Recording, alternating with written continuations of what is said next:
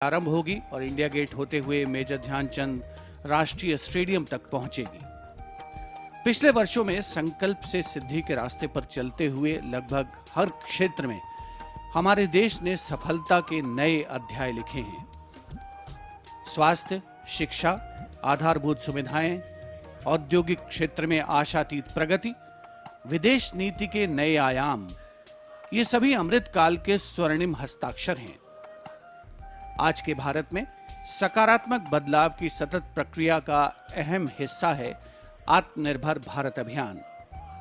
देश के अमृत काल में भारत को G20 जैसी महत्वपूर्ण संस्था की अध्यक्षता का अनुपम अवसर मिला है और G20 का शिखर सम्मेलन इसी वर्ष राजधानी दिल्ली में आयोजित किया जाएगा।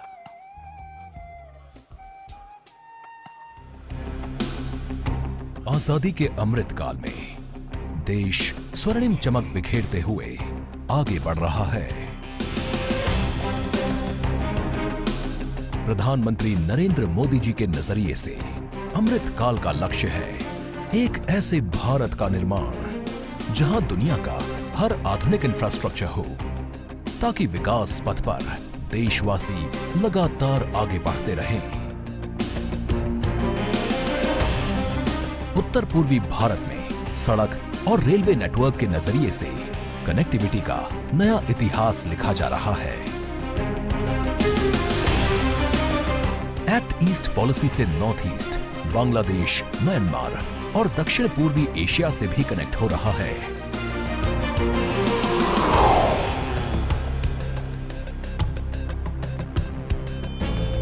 बात जम्मू कश्मीर की करें तो उम्मीदों का नया सूरज यहां अपनी चमक बिखेरने लगा है। भारत के इस बदलाव में समाज के हर वर्ग का योगदान है। छोटे किसान बने देश की शान, कृषि वैज्ञानिक कर रहे हैं सूझबूझ से काम, और स्वामित्व योजना के परवान चढ़ने से हो रहा है सकारात्मक बदलाव। Deep ocean mission, aspirational districts और आर्थिक क्षेत्र में सहकारवाद पर जोर दिया जा रहा है। एक तरफ भारत नेक्स्ट जनरेशन इंफ्रास्ट्रक्चर और वर्ल्ड क्लास मैन्युफैक्चरिंग पर ध्यान दे रहा है, तो वहीं देश को बेवजह के कानूनों की जकड़ से मुक्ति मिल रही है। गांव से लेकर शहर तक के कारोबारियों के लिए वोकल फॉर लोकल ने ग्लोबल मार्केट के दरवाजे खोले हैं। हर एक प्रोडक्ट भारत का ब्रांड एम्बेसडर है। इसी सोच से पूरी दुनिया में भारत की नई छवि बन रही है। शासन में पारदर्शिता का आलम यह है कि दुनिया इस बात की भी साक्षी है कि कैसे भारत अपने यहाँ गवर्नेंस का नया अध्याय लिख रहा है। करोड़ों लोगों को 4 लाख रुपया तक के दुर्घटना और जीवन बीमा की सुविधा मिली। करोड़ों भारतीयों को 60 वर्ष की आयु के बाद एक निश्चित पेंशन की व्यवस्था मिली। अपना पक्का घर, टॉयलेट, गैस कनेक्शन, बिजली कनेक्शन, पानी का कनेक्शन, बैंक में खाता, ऐसी सुविधाओं के लिए तो गरीब सरकारी दफ्तरों के चक्कर काट काट करके उनकी जिंदगी पूरी हो जाती, वो हार जाते थे। हमारी सरकार ने इन सारी परिस्थितियों को बदला। यहाँ 21वीं सदी की जरूरतों को पूरा करने वाली नई राष्ट्रीय शिक्षा नीति है। हर वर्ग के छात्र जब मातृभाषा में पढ़कर प्रोफेशनल्स बनेंगे तो उनके सामर्थ्य के साथ न्याय होगा। भारत के लिए गौरव की बात है कि शिक्षा हो या खेल, बोर्ड्स परीक्षाओं के नतीजे हों या ओलंपिक्स का मेडल, हमारी बेटियां आज अभूतपूर्व प्रदर्शन कर रही हैं। आत्मनिर्भर भारत बनाने के लिए भारत का ऊर्जा के क्षेत्र में आत्मनिर्भर होना अनिवार्य है। इसी दिशा में एक सार्थक पहल है नेशनल हाइड्रोजन मिशन। अमृत काल में आगे बढ़ रहे भारत की एक बड़ी उपलब्धि है G20 की अध्यक्षता। आज मैं ये आश्वासन देना चाहता हूं कि भारत की G20 अध्यक्षता इंक्लूसिव, एम्बिशियस, डिसिसिव और एक्शन ओरिएंटेड होगी। इंडोनेशिया ने प्रधानमंत्री नरेंद्र मोदी जी को G20 की अध्यक्षता सौंपी। भारत वसुधैव कुटुंबकम, one earth one family one future के भाव के साथ इस उत्तरदायित्व को निभाने के लिए तैयार है। भारत का एजेंडा समावेशी, निर्णायक, महत्वाकांक्षी और कार्यों के प्रति समर्पित होगा। G20 शिखर सम्मेलन होने तक देश भर के 50 शहरों में 200 से अधिक बैठकों की योजना बनाई गई है। भारत G20 में संस्कृति, सांस्कृतिक विरासत, विविधता और 75 वर्षों की अपनी उपलब्धियों और प्रगति को भी पेश करेगा। राष्ट्र प्रथम सदैव प्रथम की भावना से भारत अमृत काल में नया अध्याय लिखने को तैयार है। A spectacle of this scale cannot be organized without massive organizational skill and military discipline, planning from a multitude of agencies. And each year, the parade showcases and celebrates our military might, the cultural diversity, and the tableaus depicting the progress and achievements, the rich traditions of music, dance, our soldiers, our freedom fighters, the brave children, the many talented other children and youth who take part in the parade, all coming together in the biggest event in the capital city. Thousands of participants who brave months of preparations under the most tough weather conditions and the tightest and most elaborate security arrangements to put up a spectacular, colourful and scrupulously choreographed show that is beamed across the country and beyond for everyone to see India at its most fine. The parade itself begins at Raisina Hill, Vijay Chowk, and traverses through Kartavya Path up to the National War Memorial and then goes on to Red Fort, a distance of around 8 kilometers. Special mention must be made of the departure from protocol this year to include in its invited guests. Right now you're seeing on the screen the many children who've been invited here, but essentially we're talking about the unsung heroes of our country, the Shram Yogis, who have contributed to the construction and renovation of this vista on which we are today. The Power Corridor, the new Parliament and the executive enclaves of the Vice President and the Prime Minister's office and residence.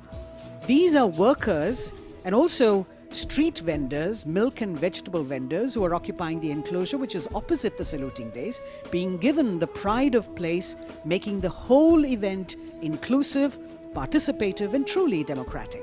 A republic that is by the people, of the people and for the people. We also have some 200 students, which you saw a little earlier, students and teachers who will be part of the Prime Minister's initiative of Pariksha Pe Charcha and our special guests of today's parade. The entire stretch from Rashtrapati Bhavan to the War Memorial has been renovated, and it's after 2 years of construction and refurbishment that we're getting to see this aesthetically designed ceremonial boulevard. The audience at Kartavya Path, seated on the newly installed bleachers with retractable seats that have been reduced and reorganized this year for around 45,000 seats, of which 32,000 are for the public. कर्तव्य पथ जो पिछले वर्ष तक राजपथ था, वो central Vista के सौंदर्यीकरण और सुधार का परिणाम है। इस पूरे इलाके पर बदलाव की ऐसी बयार चली है जिसने इसके कायाकल्प की प्रक्रिया शुरू कर दी है। वर्षों से जिन बातों की जरूरत महसूस की जा रही थी, उनको ध्यान में रखते हुए सेंट्रल विस्टा का काम जारी है। राष्ट्रीय समर स्मारक इंडिया गेट से आगे और ये कर्तव्य पथ सेंट्रल विस्टा के तहत राष्ट्रपति भवन से लेकर इंडिया गेट तक का क्षेत्र आता है। 100 वर्ष से भी ज्यादा पहले बनाई गई इमारतों की जरूरत वक्त के साथ बदल गई है। इसमें आज के मुताबिक सुविधाएं और जगह को देखते हुए सेंट्रल विस्टा के सौंदर्यीकरण का कार्य शुरू किया गया। रायसीना पहाड़ी पर ऐतिहासिक राष्ट्रपति भवन और रायसीना पहाड़ी के नीचे उतरते ही नॉर्थ ब्लॉक, साउथ ब्लॉक की इमारतें, जहां प्रधानमंत्री कार्यालय और अन्य महत्वपूर्ण मंत्रालय हैं। विजय चौक के उत्तर में लोकतंत्र का मंदिर भारत की संसद है।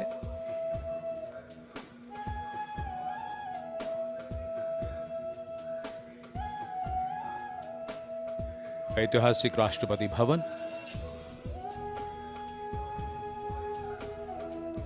ये सभी इमारतें 1911 से 1931 के बीच बनी थी।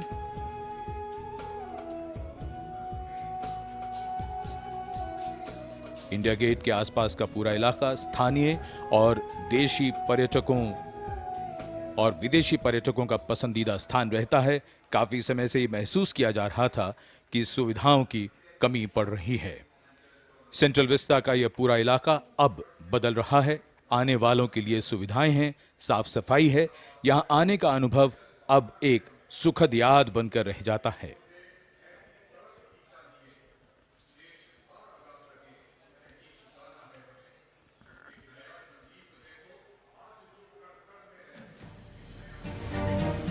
नया भारत, नई संभावनाएं, नई उम्मीदें, और इन्हीं उम्मीदों को नई उड़ान दे रहा है सेंट्रल विस्टा।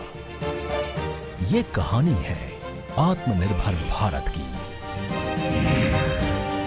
पर्यावरण को बिना कोई नुकसान पहुंचाए रायसीना पहाड़ी और आसपास के दायरे में फैली ये परियोजना किसी सपने को साकार करने जैसी है।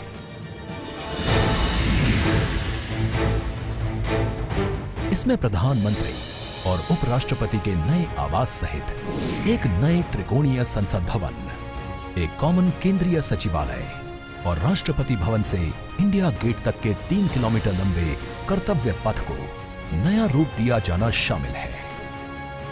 सेंट्रल विस्टा परियोजना में दुनिया के सबसे बड़े लोकतंत्र के मंदिर, वर्तमान संसद भवन के ठीक सामने नए संसद भवन का निर्माण किया जा रहा है। स्थान की कमी और अन्य जरूरतों को महसूस करते हुए नए संसद भवन को भव्य और नई सुविधाओं के साथ विशाल स्वरूप में बनाया जा रहा है, जिसमें लोकसभा चेंबर 3115 वर्ग मीटर में होगा और इसमें 543 सीटों की जगह 888 सीटें होंगी। राष्ट्रीय फूल कमल की थीम पर राज्यसभा का निर्माण कुल 3220 वर्ग मीटर क्षेत्र में किया जाएगा। इसमें 245 की जगह 384 सीटें होंगी। नए परिसर में एक बड़ा कॉन्स्टिट्यूशन हॉल होगा, जिसमें भारत की लोकतांत्रिक विरासत की झलक दिखाई देगी।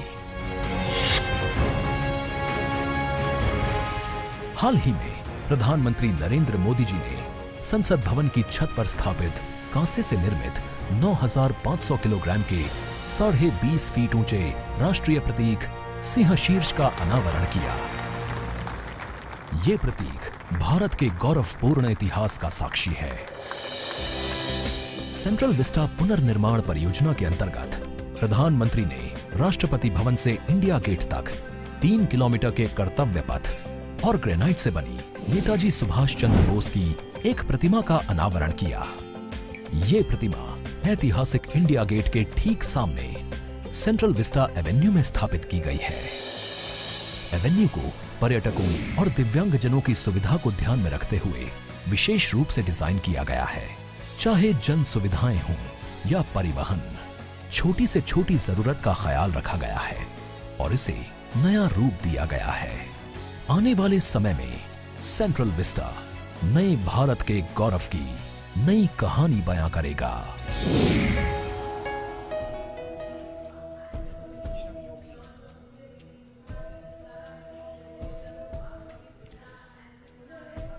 Kartavya Path prettified and preening, and it seems that this ceremonial boulevard is very well aware of its importance today, eagerly awaiting the host that is going to happen of medley of music. And here we are, over here in the audience, specially invited Shram Yogis, people who have contributed to actually renovating and redoing this ceremonial boulevard. The aim and the theme, of course, is more inclusion of the common person and mainstreaming it. We have street vendors, small vegetable vendors, and also we have special invitees, young children, who will be participating in Pariksha Pe Charcha, the program. 200 of them, all over here, special enclosures, frontline VIPs. So Kartavya Path actually waiting to host and eagerly awaiting to hear the sounds of a medley of sounds. Varied beats as the parade goes by, the crisp clip-clop of horse hooves, the gentle swoosh of softly padded camel feet, and the gentle tinkle of the bells as they go by. In fact, India is a nation on the move, and the nature of movement, however, is such that it always leaves things behind. It is the content of what we leave behind and what we take along with us that the context of the future rests. And as we celebrate our 74th Republic Day, our extraordinary existence as a civilization through centuries of change and as a republic for just over 7 decades is foregrounded. गणतंत्र दिवस parade के दौरान विदेशी अतिथियों की इस राष्ट्रीय पर्व के समारोह में भाग लेने की विशिष्ट परंपरा रही है।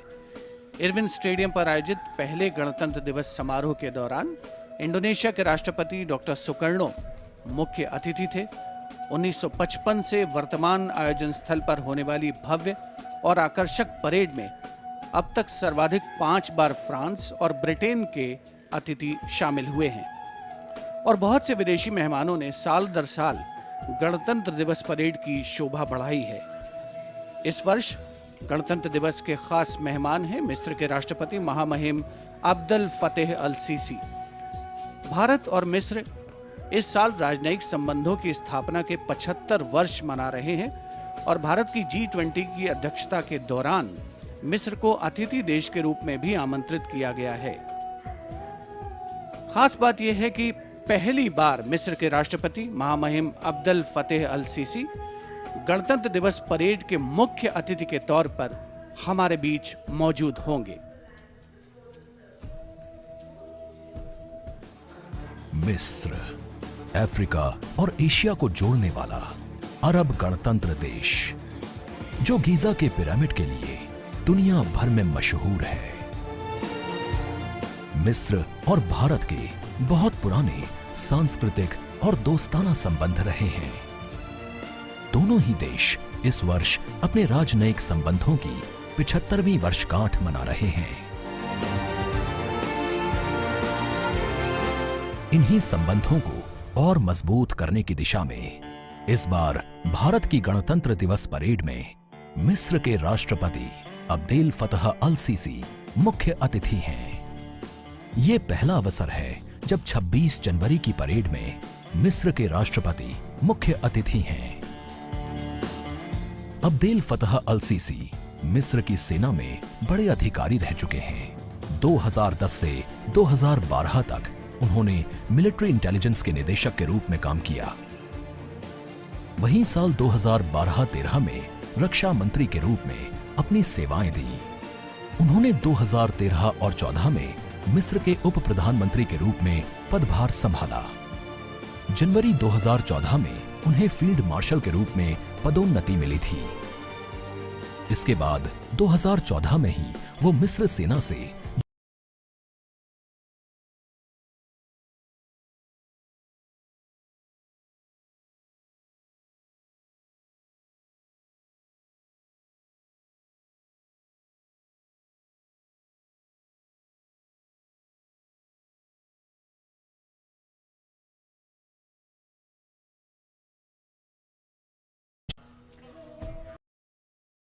India and Egypt share close political understanding based on a long history of contact and cooperation in bilateral, regional and global issues.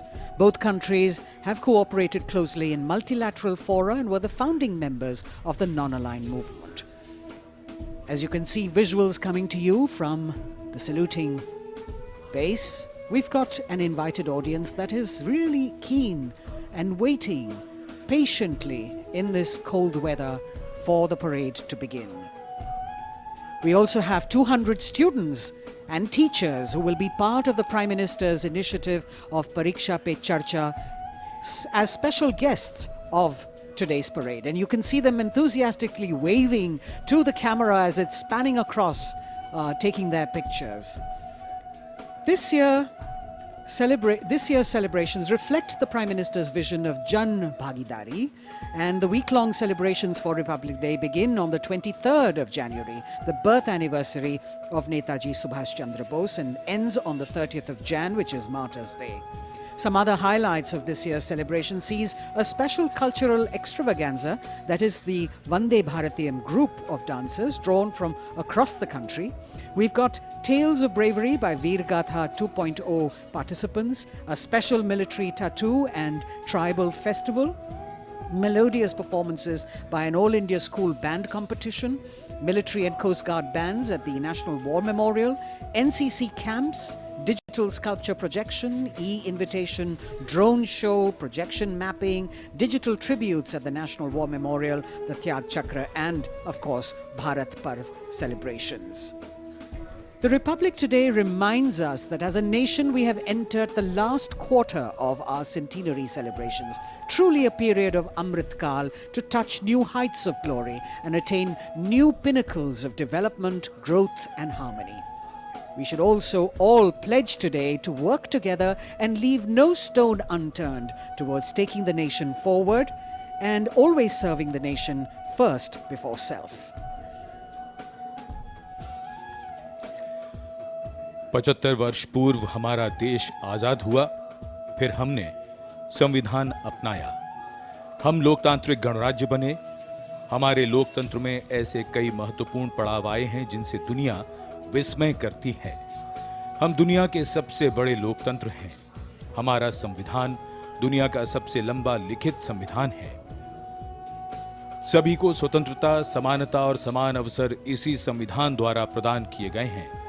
इसका प्रभाव ये हुआ है कि देश के कोने कोने से साधारण पृष्ठभूमि के लोग भी शीर्ष और सर्वोच्च पदों तक पहुंचे हैं। देश के स्वतंत्र होने से पहले इस तरह की कल्पना कठिन थी, लेकिन अब बदलाव की ये मानव परंपरा सी बन चली है।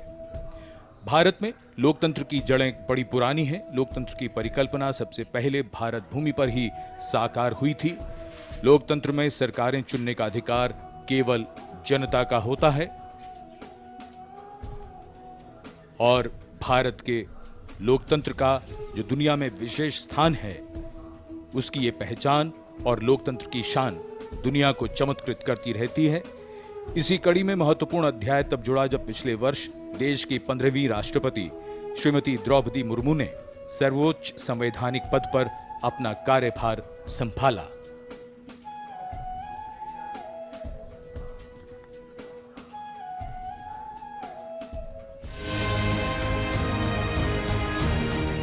दुनिया के सबसे बड़े लोकतंत्र भारत में पहली बार एक आदिवासी महिला ने राष्ट्रपति का पदभार संभाला है। देश के सबसे पिछड़े इलाकों में शुमार ओडिशा के मयूरभंज जिले के संथाल परिवार में जन्मी द्रौपदी मुर्मू का राष्ट्रपति पद तक का सफर उनके संघर्ष की कहानी बताता है। अभाव में गुजरा बचपन, युवा काल का संघर्ष, व्यक्तिगत जीवन के उतार चढ़ाव, सार्वजनिक जीवन की सादगी और बेदाग छवि, यही है बहुआयामी प्रतिभा की धनी द्रौपदी मुर्मू का व्यक्तित्व। साल 1979 में भुवनेश्वर के रामा देवी महिला कॉलेज से स्नातक करने के बाद आपने ओडिशा सरकार के सिंचाई विभाग में क्लर्क की नौकरी की। कुछ समय बाद नौकरी छोड़कर आपने अपने घर रायरंगपुर में एक शिक्षक के तौर पर भी काम किया। एक शिक्षक के तौर पर अपने क्षेत्र में उन्हें एक नई पहचान मिली। जाके क्या बनना चाहती हो? टीचर। Very good. टीचर मतलब क्या होता है जानती हो? देश को बनाने वाला, IAS ऑफिसर को बनाने वाला, IPS को बनाने वाला, इंजीनियर को बनाने वाला। टीचर जो होते हैं वो बनाने वाला, इसलिए टीचर सदा नमस्य होते हैं। इस तरह जनता और समाज से जुड़कर लोगों के बीच एक अलग पहचान बनाई। साल 1997 में द्रौपदी मुर्मू पहली बार रायरंगपुर नगर पंचायत में वार्ड पार्षद बनी। इसके बाद वो नगर पंचायत की उपाध्यक्ष भी बनाई गई। पहली बार विधायक बनने के बाद आपने साल 2000 से 2004 तक ओडिशा सरकार में स्वतंत्र प्रभार राज्य मंत्री के तौर पर काम किया। आपको ओडिशा में सर्वश्रेष्ठ विधायकों को मिलने वाले नीलकंठ पुरस्कार से भी नवाजा गया। इसके बाद साल 2015 में आपको झारखंड का राज्यपाल बनाया गया।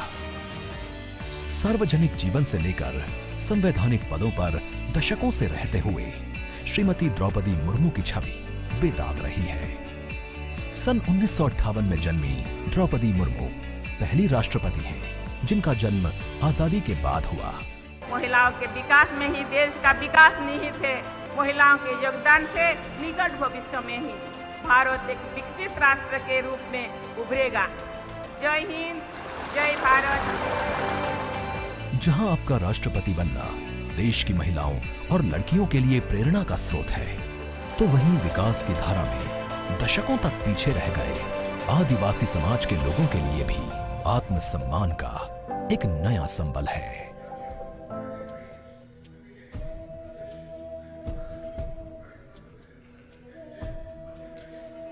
The form of government chosen by the leaders of a nation is a critical determinant of the type of life its citizens and future generations will live. The freedoms enjoyed, the availability of opportunities, rights, duties, all stem from the principles of governance adopted.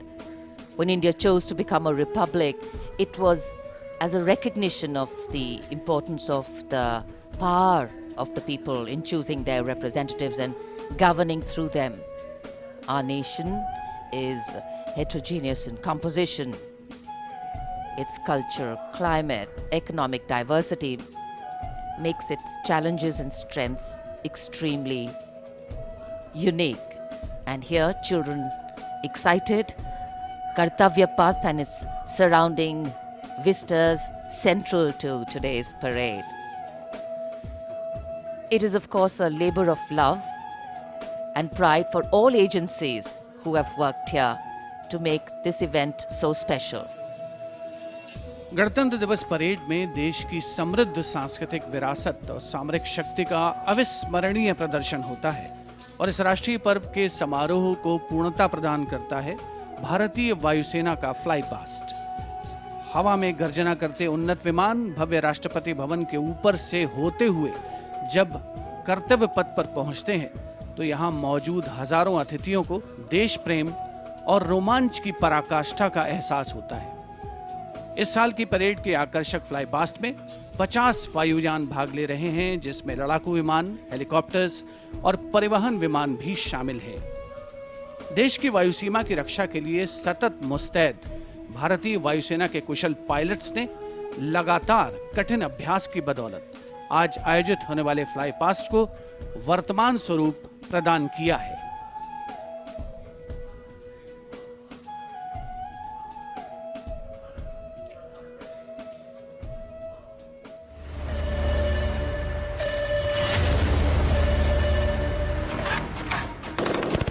भारतीय सेना के शौर्य, पराक्रम और अदम्य साहस के गौरवशाली प्रदर्शन को समेटे गणतंत्र दिवस पर होगा भव्य फ्लाई पास्ट। इस ऐतिहासिक फ्लाई पास्ट में 44 एयरक्राफ्ट दिखाएंगे आकाश में साहसिक करतब। कर्तव्य पथ साक्षी बनेगा जैगुआर, सुखोई, अपाचे और राफेल जैसे एयरक्राफ्ट के हैरत अंगेज कर देने वाले एयर शो का।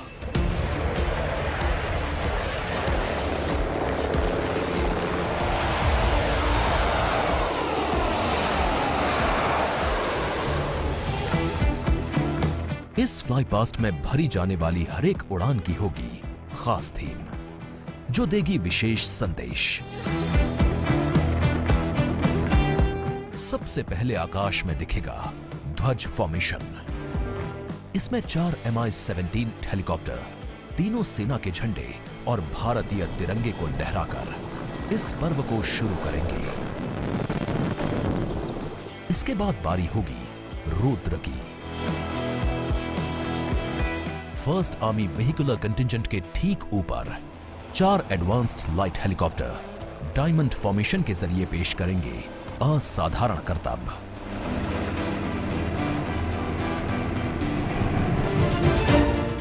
एक 1000 फीट की ऊंचाई पर 3 सुखोई 30 लड़ाकू विमान आसमान में धुएं से बनाएंगे त्रिशूल फॉर्मेशन।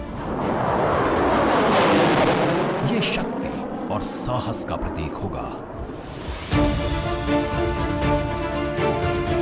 एयर शो का दूसरा हिस्सा देखने को मिलेगा गणतंत्र दिवस परेड के बाद।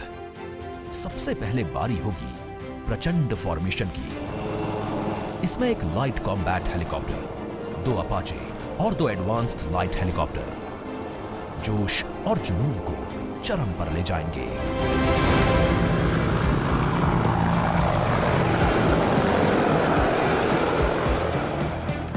इसके बाद अगले कुछ मिनट तक आसमान में हैरत अंगेज कारनामों से आपको रोमांच से सराबोर करने के लिए वायु योद्धा पेश करेंगे तिरंगा फॉर्मेशन।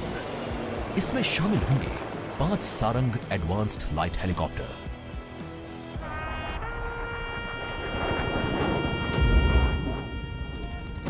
उन्नीस 1971 के युद्ध में टंगेल में एयर ड्रॉप की याद में एक डकोटा विंटेज ट्रांसपोर्ट एयरक्राफ्ट और 2 डॉनियर एयरक्राफ्ट बनाएंगे फॉर्मेशन टंगेल। रोमांच और उत्साह उस समय और बढ़ जाएगा जब जाबाज वायु योद्धा आकाश में पेश करेंगे बजरंग फॉर्मेशन। इसमें होंगे 1C-130 और 4 राफेल। इसके बाद 4 राफेल लड़ाकू विमान और एक Boeing E-7 airborne early warning and control system करतब दिखाने के साथ ही अपनी ताकत का प्रदर्शन करेंगे नेत्रा फॉर्मेशन में।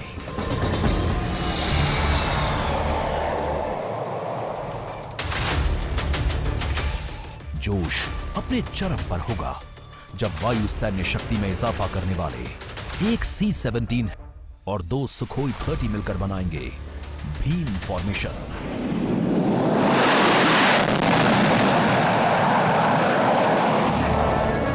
आकाश में नजरें टिक जाएंगी जब 6 जैगवार विमान बनाएंगे formation Amrit.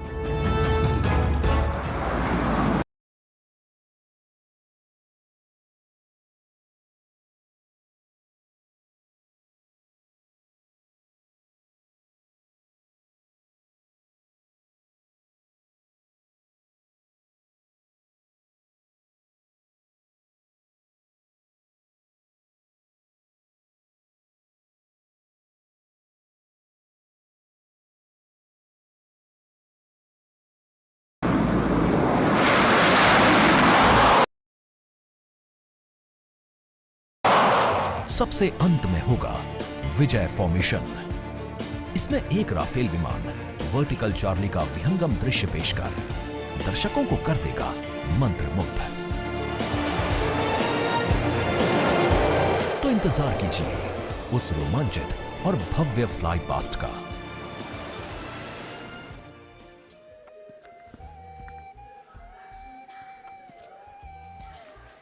The Indian Air Force, considered one of the stronger air power forces in the world, our men and women in blue, in keeping with their motto, will also touch the sky with glory here at the Republic Day Parade.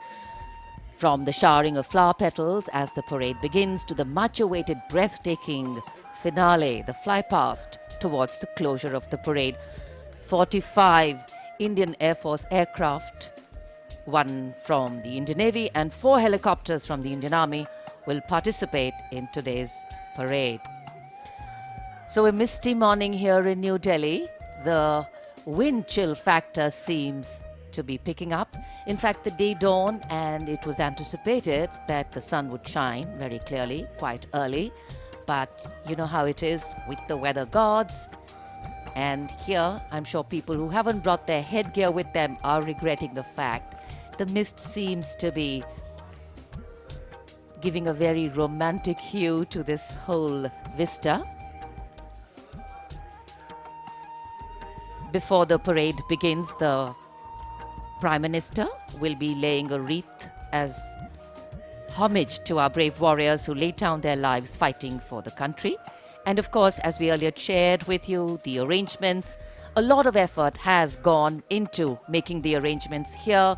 We have the communication for the fly-past control and coordination being done by the 1 Air Force Formation Signal Regiment's Communication and Control Center under the leadership of the regiment's commanding officer, Colonel Manjunath Raju. Work, effort, training, and discipline. There is, of course, the All India Radio commentary, which will go live. The CPWD has also worked very hard. And the exceptional quality of the sound system that covers Kartavya Path has been arranged by the 1 Army Headquarters Signal Regiment Center under the command of Colonel Rajkumar Mishra, with Lieutenant Colonel Reddy as the officer commanding Public Address Section. Army known for ensuring that enough practice, enough discipline goes into bringing about perfection. And this is a program, this is a celebration, which is a national celebration. And visual images have an impactful way of imprinting themselves on our mind. And many images, in fact, today will continue to endure over time and form lasting memories. कर्तव्य पथ पर इस बार इंतजाम बेहतर और काफी व्यवस्थित तरीके से यहाँ पर सभी की व्यवस्था की गई है। पूरे कर्तव्य पथ पर 10 LED स्क्रीन्स भी लगाए गए हैं और ये सलामी मंच के सामने सारनाथ के प्रसिद्ध सिंह शीर्ष का प्रतिरूप बनाया गया है। विश्व शांति और एकता का प्रतीक हमारा ये राष्ट्रीय चिन्ह है। भारत सरकार ने ये चिन्ह 26 जनवरी सन 1950 को अपनाया। वसुधैव कुटुंबकम, भारत का मानचित्र और राष्ट्रीय पक्षी मोर, ये सभी इसी राष्ट्रीय चिन्ह के नीचे देखे जा सकते हैं। इसी के नजदीक सैन्य बैंड वादकों का दल है जो राष्ट्रपति के आगमन और प्रस्थान पर राष्ट्रगान की धुन बजाएगा।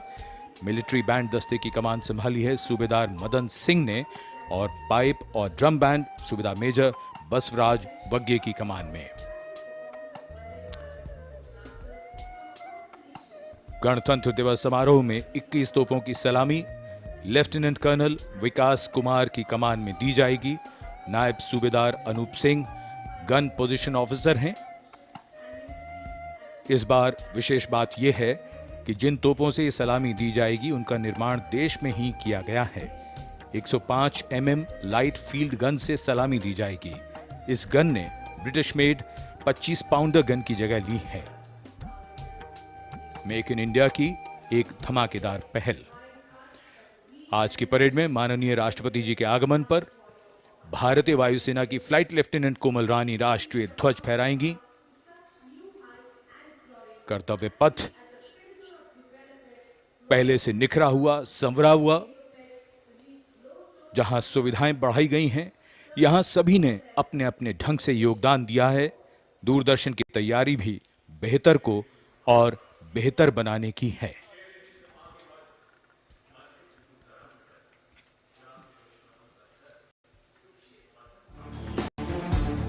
A picture speaks 1,000 words. And Doordarshan ensure its viewers that they feel the picture-perfect live telecast of 74th Republic Day Parade 2023. To ensure the seamless and smooth live telecast to you. All in magnificence, Team Doordarshan working tirelessly.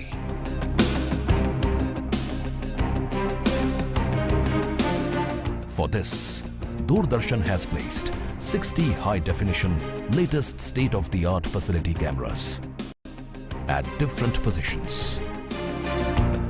From Rashtrapati Bhavan to National War Memorial. 2 PTZ camera placed inside presidential enclosure to capture the close-up of VVIPs. 1 PTZ has been placed on top of retractable roof of presidential enclosure. For a versatile and the bigger picture of Kartavya Path. 2 Jimmy Jibs and one 180-degree fisheye camera to ensure each and every moments will be captured. 15 cameras have been installed at National War Memorial. We have 2 Jimmy Jibs at NWM. Strategically placed on the top of the crane at India Gate, and 3 cameras on the top of India Gate both sides. At Rashtrapati Bhavan, there are 10 cameras with Jimmy Jib near Burji of North Block, 2 at the dome of Rashtrapati Bhavan. The 60 cameras are supported and interlinked by high-definition OB vans placed at Kartavya Path, National War Memorial and Rashtrapati Bhavan. These are linked by optical fiber and satellite connectivity to a production control room with magnificent monitor wall setup at Kartavya Path.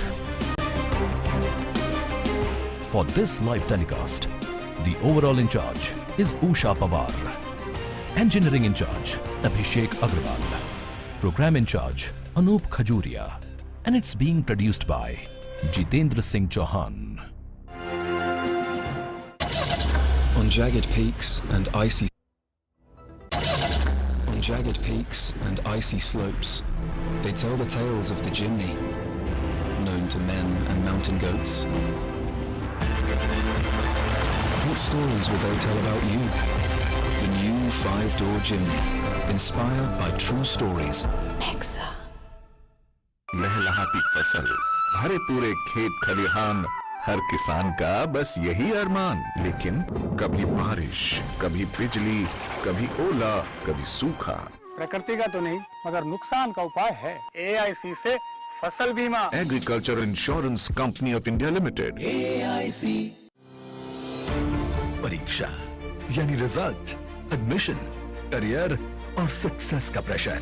इस stress को manage करने क्यों ना ले प्रधानमंत्री नरेंद्र मोदी जी से motivation. अगर आपको फोकस करना है तो पहले डी फोकस होना सीख लीजिए। सिर्फ परीक्षा के अंक ही जिंदगी नहीं है।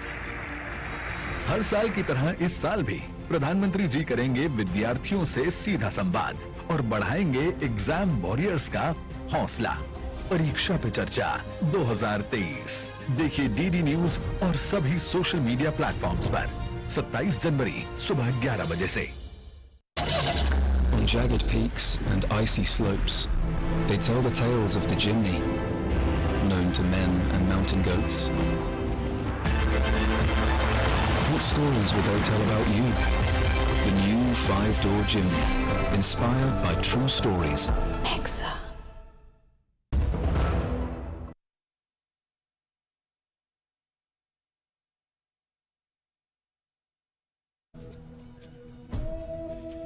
An important marker of the start of the Republic Day parade is the customary homage paid by the Prime Minister as he leads the nation in paying tribute to the martyrs at the National War Memorial.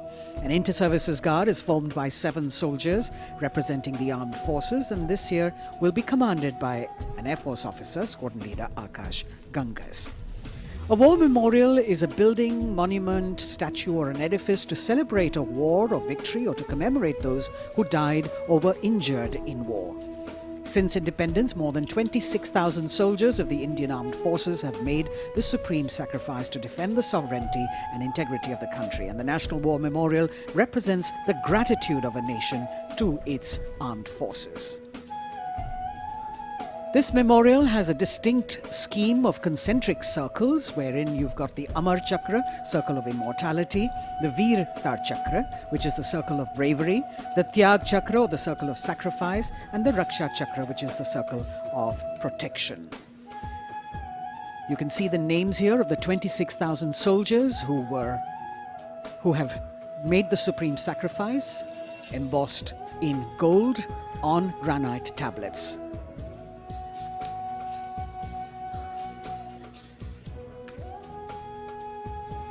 The memorial complex is in harmony with the existing layout and symmetry of the majestic Kartavya Path and Central Vista, solemnity of the ambience is maintained with an emphasis on landscaping and simplicity of architecture.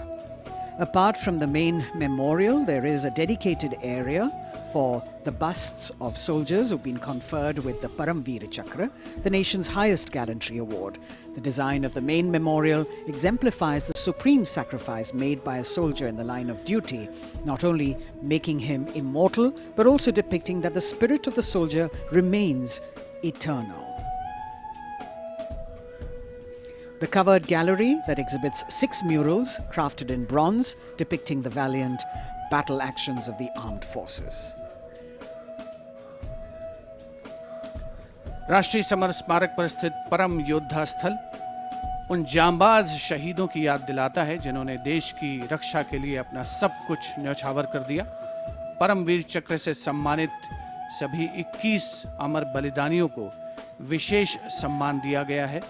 परम योद्धा स्थल में यहां पर सभी परमवीर चक्र विजेताओं की कांस्य प्रतिमाएं लगाई गई हैं। लगभग 40 एकड़ तक फैला है ये परम योद्धा स्थल। भारतीय सेना की वीरता, शौर्य, असाधारण योगदान की गौरवशाली परंपरा का निर्वहन और उसकी याद दिलाता ये राष्ट्रीय समर स्मारक। हजारों अमर शहीदों को समर्पित ये राष्ट्रीय समर स्मारक देशवासियों के लिए सैनिकों की ओर से एक संदेश है कि सीमाओं पर हमारे प्रहरी अडिग हैं, मुस्तैद हैं और इसीलिए देशवासी सुरक्षित हैं। यह स्मारक संपूर्ण राष्ट्र की ओर से अपने जांबाज शहीदों को विनम्र श्रद्धांजलि का भी परिचायक है।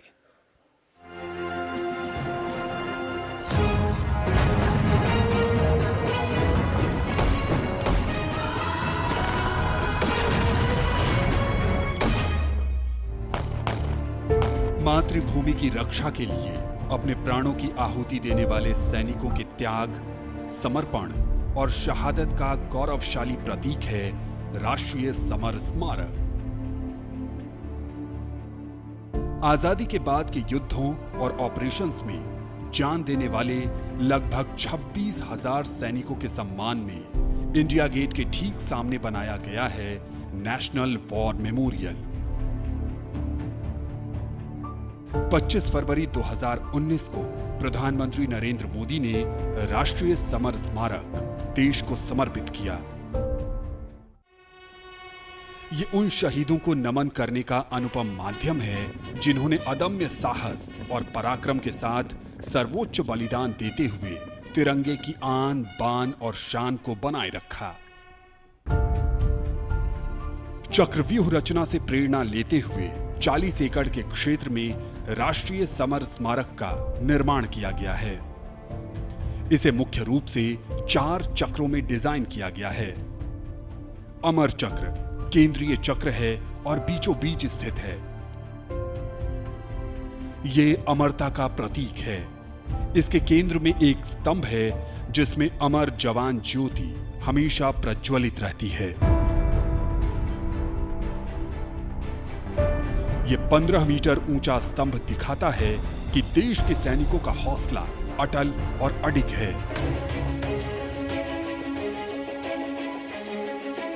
वीरता चक्र में दीवारों पर बनी कांसे की कलाकृतियों में भारतीय सेना के तीनों अंगों की वीरता की कहानी प्रदर्शित है।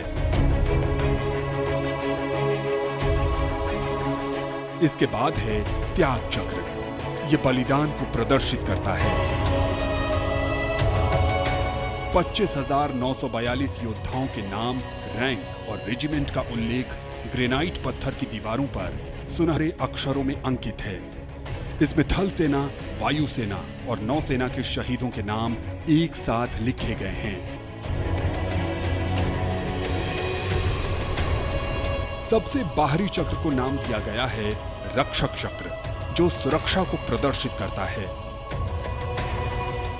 यहां परम योद्धा स्थल है जो सेना के सर्वोच्च सम्मान परमवीर चक्र से सम्मानित 21 शहीदों की कहानी कह रहा है। इस स्मारक के माध्यम से राष्ट्र न सिर्फ उन वीर सपूतों को श्रद्धांजलि दे रहा है, साथ ही उनकी वीर गाथाओं से प्रेरित भी हो रहा है।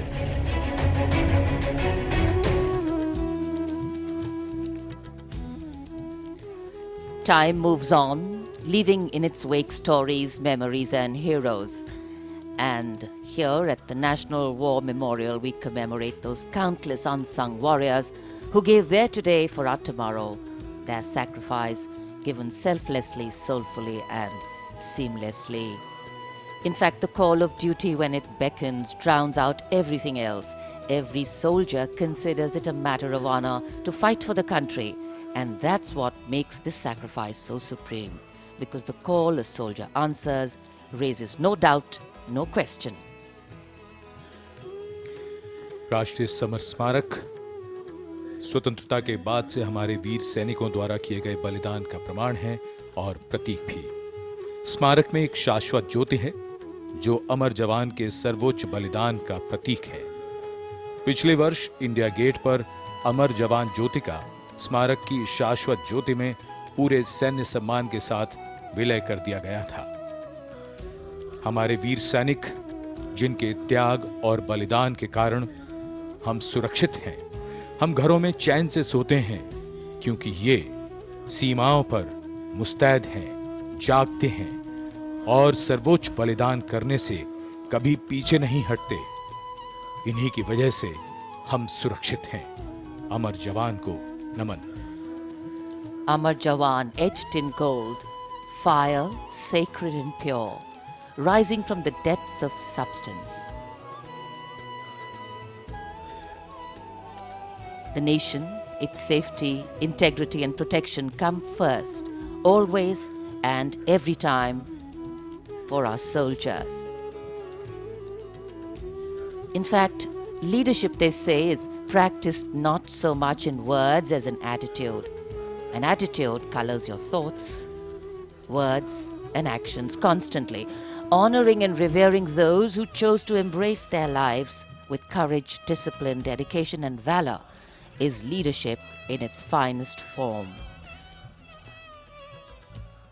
Raksha Mantri Shri Rajnath Singh has arrived here at the memorial, and before the parade begins, Prime Minister Narendra Modi, on behalf of a grateful nation, will pay homage to the Amar Jawan, the immortal soldier, at the National War Memorial here, which is near India Gate.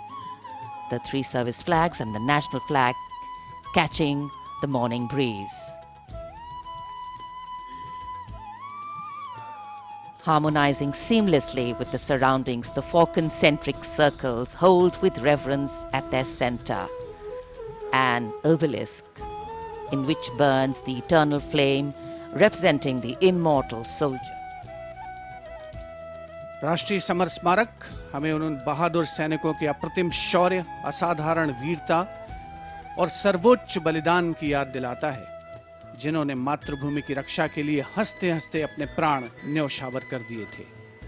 माननीय प्रधानमंत्री श्री नरेंद्र मोदी का काफिला कुछ ही समय के उपरांत राष्ट्रीय summer स्मारक तक पहुंचेगा और वे देश की ओर से अमर शहीदों को श्रद्धा सुमन अर्पित करेंगे। एक बहुत ही भावुक क्षण होता है जब हम देश के अमर सपूतों को, जांबाजों को याद करते हैं, और खास तौर पर इस गणतंत्र दिवस के राष्ट्रीय पर्व के अवसर पर।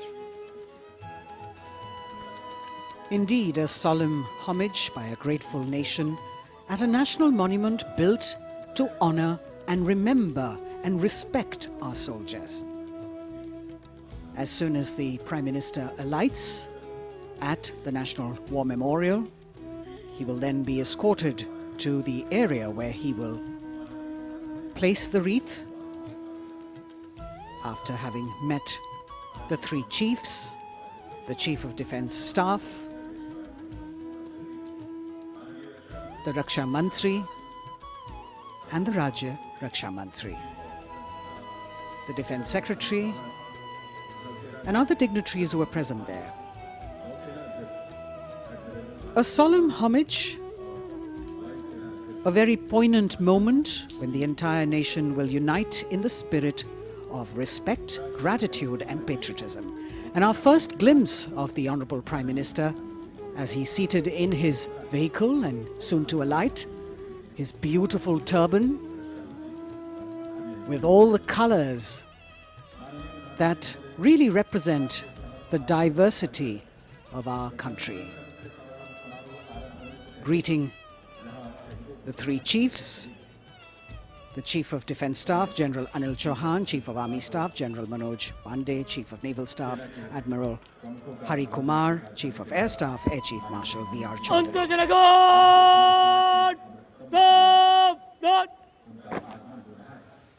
The sacrifices of our soldiers did not go in vain, as a grateful country stands now to honor and respect the supreme sacrifice made by thousands of soldiers.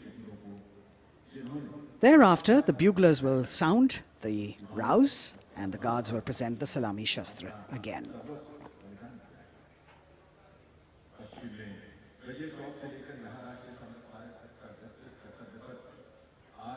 The Inter-Services Guard, formed by 7 soldiers representing the armed forces, this year commanded by an Air Force officer, Squadron Leader Akash Gangas.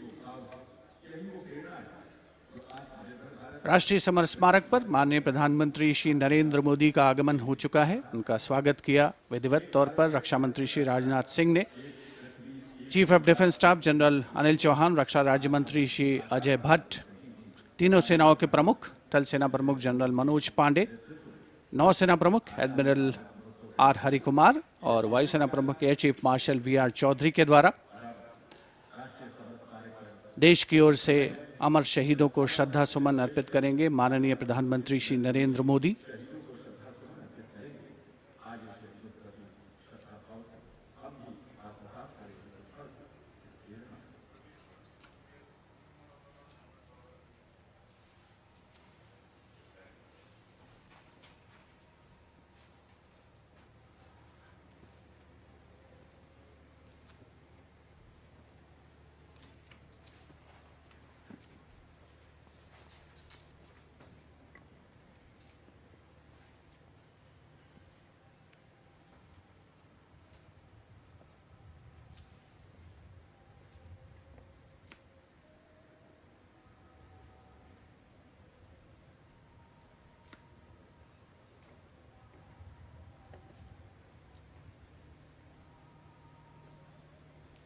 Antarjanagat!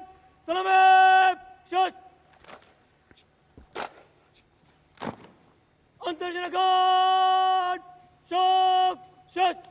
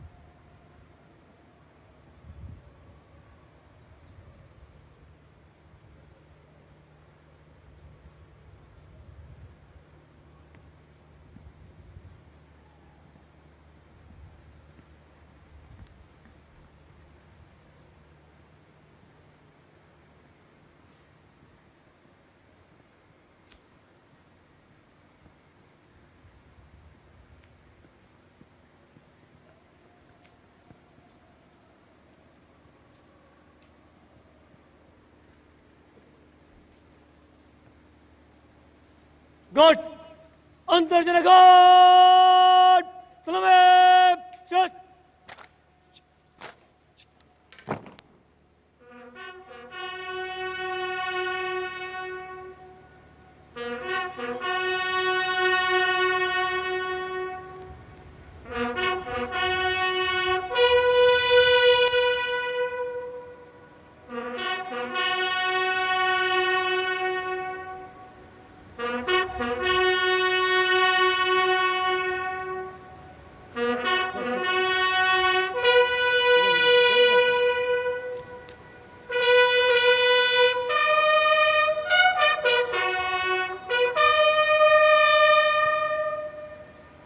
Antarjana Guard! Bajab! Shast!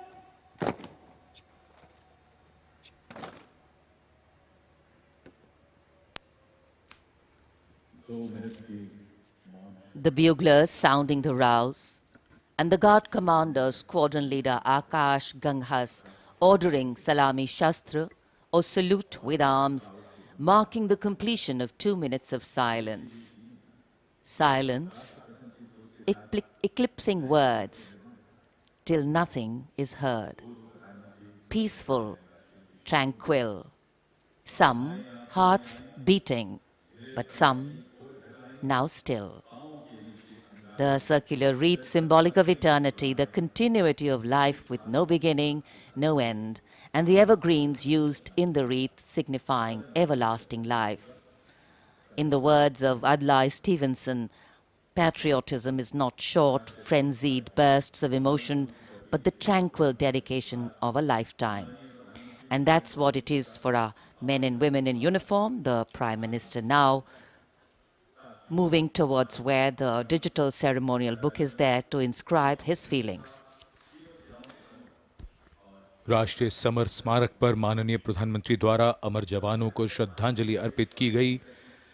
हमारे इन वीर जवानों ने मातृभूमि की रक्षा सर्वोच्च बलिदान देकर की है। तन और मन समर्पित करने के बाद प्राण भी समर्पित कर दिए इन अमर शहीदों ने।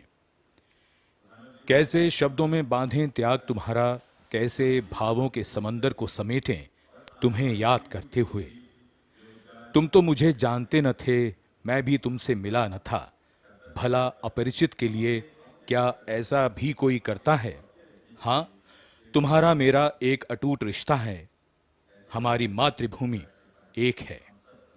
भावनाओं का ज्वार मन में उठता हुआ मौन भी शब्द बन जाते हैं। अमर जवानों का स्मरण, उन वीरों को नमन जो लौट के घर ना आए। माननीय प्रधानमंत्री अब डिजिटल पुस्तिका में अपने विचार दर्ज करते हुए। Today, national pride colors all celebration. The Indian tricolor, a symbol that brings us all together, that unites us as we bow our heads in reverence and gratitude to all our men and women in uniform who put duty before desire, nation above personal gain, and pride in serving the country before any other notion of comfort. And here at the National War Memorial in New Delhi, as the Prime Minister a short while ago paid homage to the Amar Jawan, the immortal soldier, the flame of sacrifice, valor and courage burns strong, giving life to tribute, light to inspiration, and love to national pride. Leadership, they say, is not about standing out, it's about hanging in, not giving up when the odds are stacked against you. And every martyr that we honor today exemplifies this quality. True respect belongs to those who don't think twice about fighting for that which they believe in with all their heart. Raksha Mantri, seeing the Prime Minister off from the National War Memorial, and now all action will shift and all attention will move to Kartavya Path at the saluting base. माननीय प्रधानमंत्री राष्ट्रीय summer स्मारक से प्रस्थान कर रहे हैं कर्तव्य पथ की ओर। कुछ ही देर में वो गतिविधियों का केंद्र बन जाएगा। कर्तव्य पथ जहां अब से थोड़ी ही देर में 74वें गणतंत्र दिवस समारोह में शानदार परेड और हमारी सांस्कृतिक विरासत की झांकियां होंगी।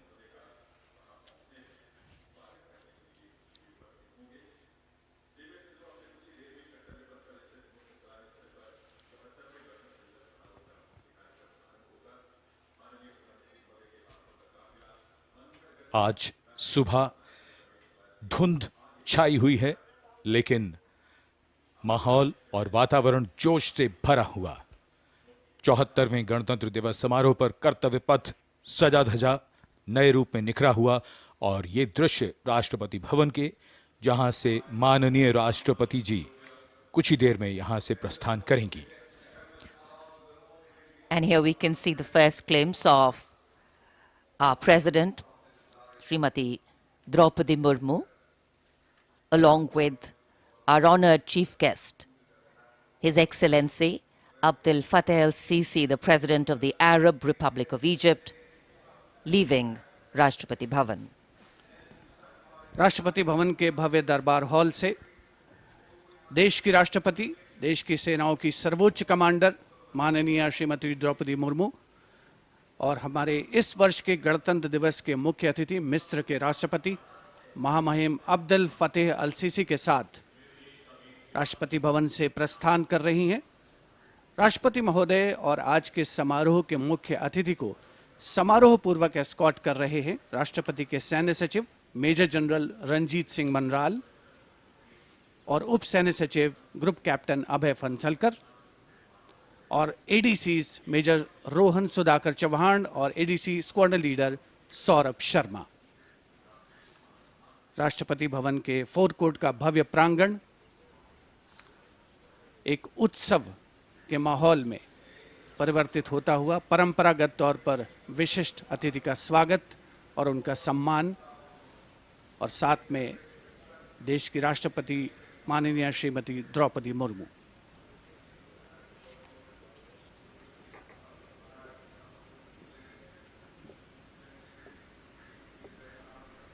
The President's bodyguard ready to salute their Supreme Commander.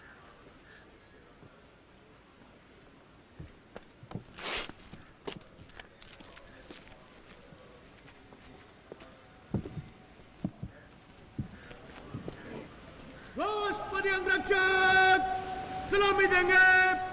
राष्ट्रीय सल्यूट मध्य take.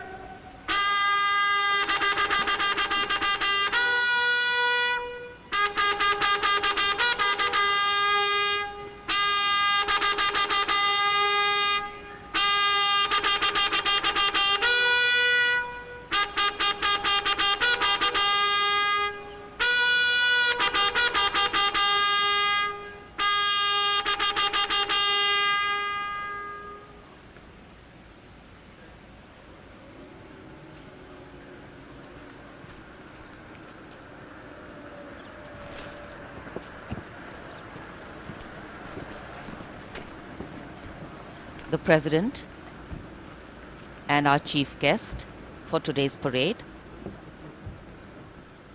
will now board the vehicle to slowly reach the saluting base. The Commandant of the President's bodyguard, Colonel Anup Tiwari, will be riding to the right of the President's car, leading this elite body of horsemen mounted on his charger Glorious. And to the left of the President's car will be the second in command of the regiment, Lieutenant Colonel Ramakant Yadav, mounted on his charger Sultan. Specially placed cameras over here at the majestic forecourt of Rashtrapati Bhavan, where ceremonial welcomes are given to visiting heads of state. And today, all dressed up as India celebrates its 74th Republic Day. The official residence of the President of India. The President's bodyguard, the senior-most cavalry regiment. It carries out mounted ceremonial duties for the President, and its officers and men are excellent horsemen, trained tankmen, and paratroopers. On either side, tinkling fountains, adding to the air of festivity, ceremony and grandeur. And there right in front, we can see the central dome. And here we come back to Kartavya Path, where the Prime Minister has arrived at the saluting base. कर्तव्य पथ पर सलामी मंच के सामने आगमन हो रहा है दुनिया के सबसे बड़े लोकतंत्र के प्रधानमंत्री श्री नरेंद्र मोदी का 74वें गणतंत्र दिवस समारोह के अवसर पर देश के माननीय प्रधानमंत्री का आगमन।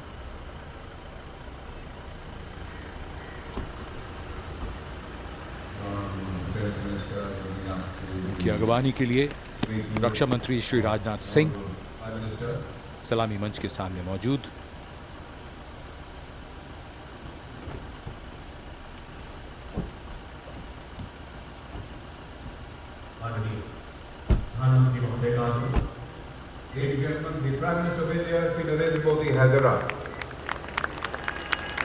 प्रधानमंत्री का आगमन और जाहिर सी बात है बहुत उत्साह करतल ध्वनि यहाँ जनसमूह में बहुत उत्साह। The Prime Minister being introduced to the Chief of Defence Staff, the 3 service chiefs, and all the other dignitaries here. And it's definitely an exciting moment for all the viewers who have specially come here. I think for many of them, it's the first time a close-up view of the people who govern them. The Prime Minister moving into the 2 enclosures on either side of the saluting base, greeting people, making a personal connect and warming the weather, the hearts and of course the feelings. माननीय प्रधानमंत्री श्री नरेंद्र मोदी विशिष्ट अतिथि दीर्घा में केंद्रीय मंत्रिमंडल के सदस्यों, वरिष्ठ अधिकारियों, राजनयिकों से मिलते हुए उनका अभिवादन स्वीकार करते हुए गृह मंत्री श्री अमित शाह मौजूद, साथ में राज्यों के मुख्यमंत्री, राज्यपाल, विशिष्ट अतिथिगण आज के इस 74वें गणतंत्र दिवस समारोह में विशेष तौर पर आमंत्रित किया गया है, जिन्हें कुछ ही समय के उपरांत उपराष्ट्रपति महोदय का आगमन होगा कर्तव्य पथ पर, जिनका विधिवत स्वागत किया जाएगा माननीय प्रधानमंत्री श्री नरेंद्र मोदी द्वारा। और यहां रायसीना पहाड़ी से देश की राष्ट्रपति माननीय श्रीमती द्रौपदी मुर्मू का काफिला धीमे धीमे आगे बढ़ रहा है सधे हुए कदमों से। रेसिडेंट बॉडीगार्ड्स के ये अश्वारोही दुनिया में अपनी तरह का अनोखा दस्ता, गौरवशाली परंपरा और देश प्रेम संकल्प की अनोखी मिसाल, भारतीय राष्ट्र राज्य को नई ताकत देने का एहसास। राष्ट्रपति अंगरक्षक 46 घुड़सवारों का ये दस्ता, राष्ट्रपति अंगरक्षकों की रेजिमेंट भारतीय सेना की सबसे पुरानी रेजिमेंट है। इस रेजिमेंट की स्थापना सन 1773 में वॉरेन हेस्टिंग्स ने की थी और ये उनकी स्थापना का 250वां वर्ष है।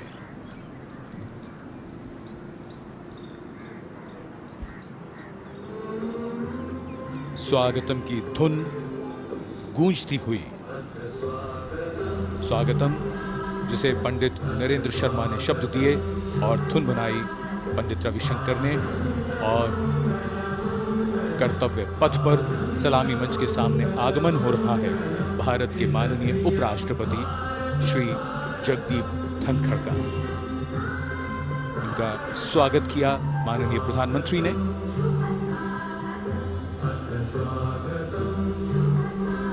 माननीय उपराष्ट्रपति के साथ उनकी पत्नी Shrimati Sudesh Dhankhar,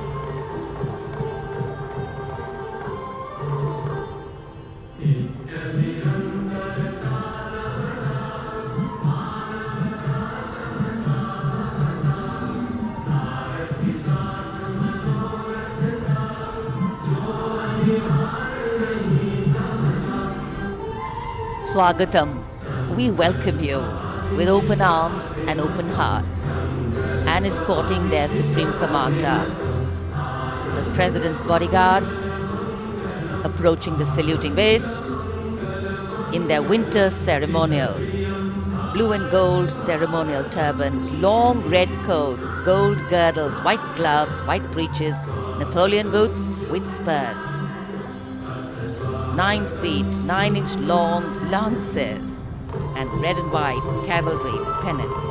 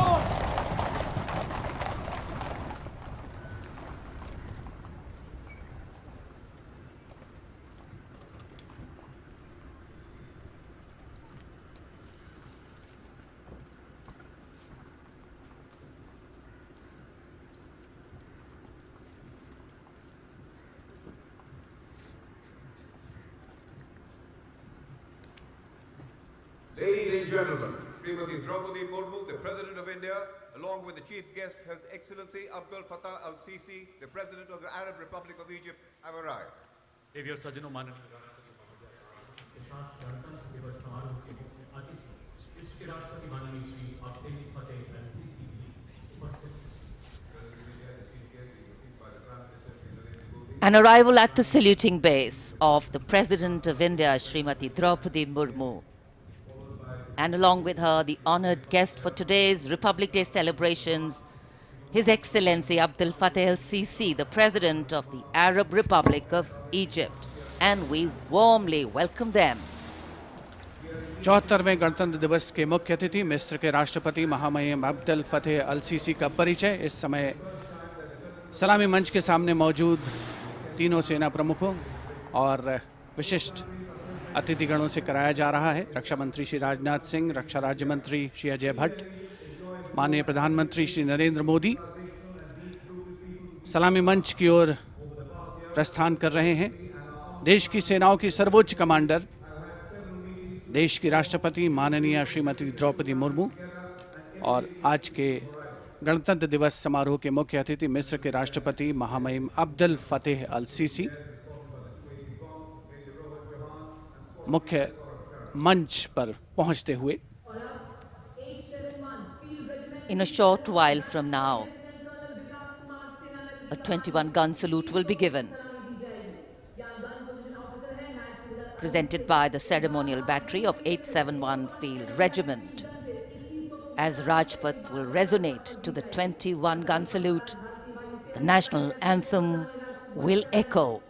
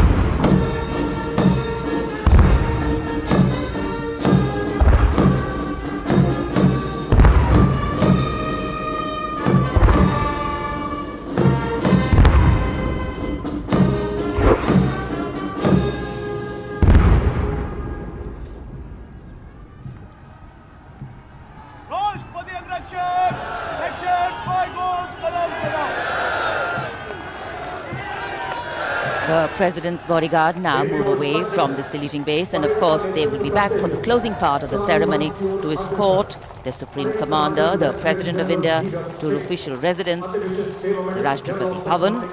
And it's time now for the parade to begin. From the crisp sounds of marching boots, set to uplifting martial music, to strong, powerful words of command, set to impeccable timing, from the soft sway of our unique camel contingents to the rumbling of our mechanized forces, from the rich tapestry of brilliantly composed tableaus to the rising roar of fighter aircraft, our senses are in for a spectacular lineup, waiting in the wings, literally. General officer को mechanised operation से counter insurgency अब कर्तव्य पथ पर मंजर बदलने वाला है। जमीन और आकाश दोनों तैयार दुनिया के सबसे बड़े लोकतंत्र के भव्य गणतंत्र उत्सव के लिए। भारत के गौरव को उमंग के रंगों में चमकते हुए देखिए। 74वें गणतंत्र दिवस समारोह में आज की परेड के परेड कमांडर लेफ्टिनेंट जनरल धीरज सेठ, AVSM, general officer commanding Delhi क्षेत्र, दूसरी पीढ़ी के सेना अधिकारी हैं। दिसंबर 1986 में इन्हें कमीशन प्राप्त हुआ। इन्होंने अगस्त 2022 में GOC दिल्ली एरिया का कार्यभार ग्रहण किया। आज की परेड के परेड कमांडर लेफ्टिनेंट जनरल धीरज सेठ।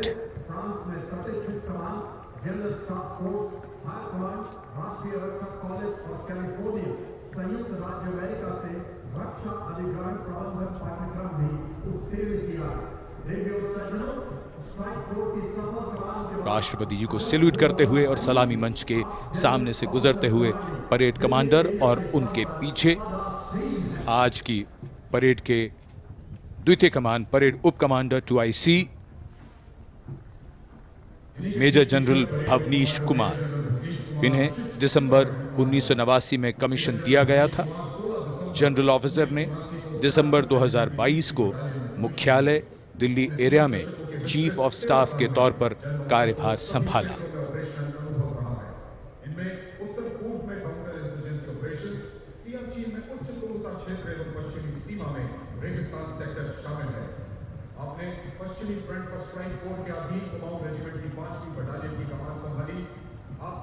सलामी मंच के सामने आज की परेड के 2IC major general Bhavnish Kumar माननीय राष्ट्रपति को सैल्यूट करते हुए।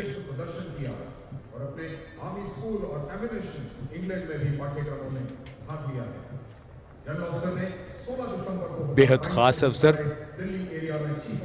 74वां गणतंत्र दिवस।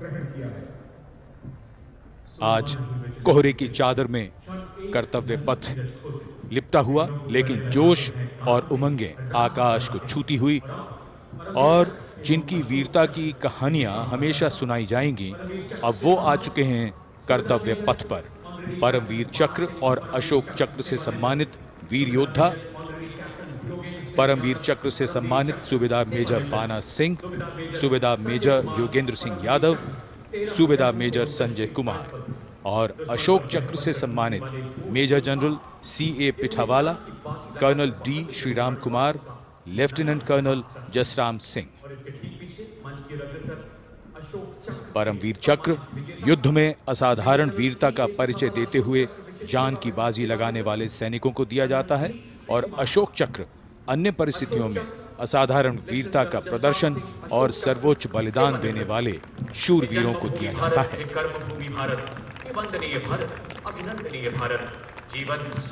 इनका जीवन प्रेरणा है।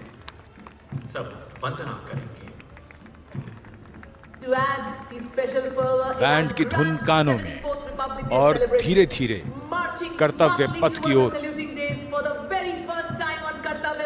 Ladies and gentlemen, is the combined band and marching contingent of the oldest regular army known to humanity from the land of fertile.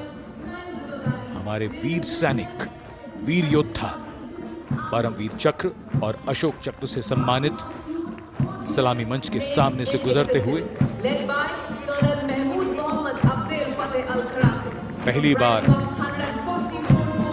कर्तव्य पथ पर दुनिया की प्राचीनतम नियमित सेना मिस्र की सेना का मार्चिंग और बैंड दस्ता।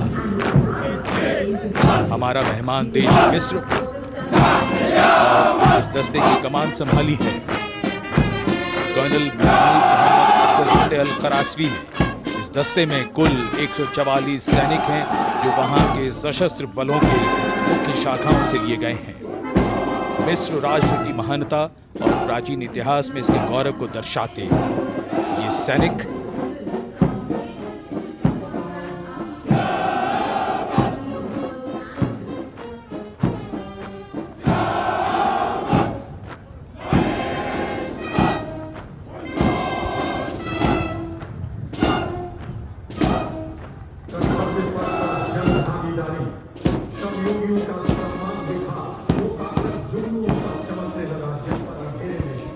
And now, following our guest contingent, the first contingent in the uniform of the 61 Cavalry led by Captain Raizada Shaurya Bali, going past the saluting base. Raised in 1953, 61st Cavalry is the only serving active horse cavalry regiment in the world.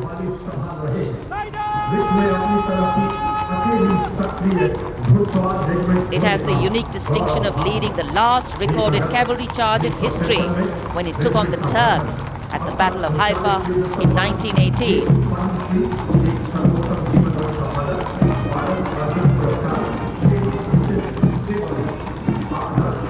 Their motto, Ashva Shakti Yashobal, which means horsepower is forever supreme, and no doubt.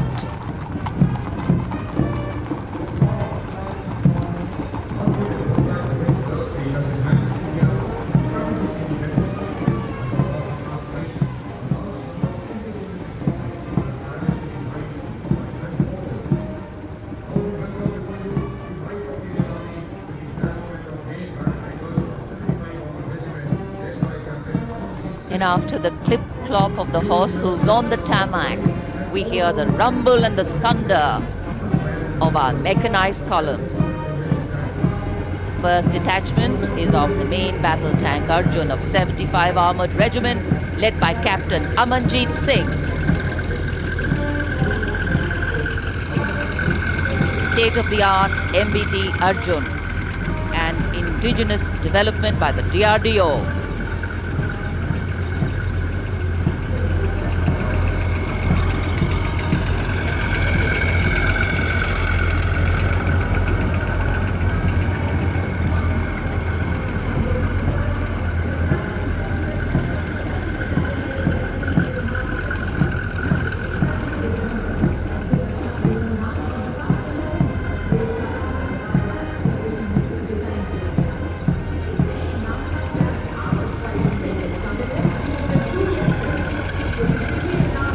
Integrated fire detection and suppression system and NBC protection system. And following them, we have the Nag missile system of the 17 Mechanized Infantry Regiment, led by Lieutenant Siddharth Tyagi.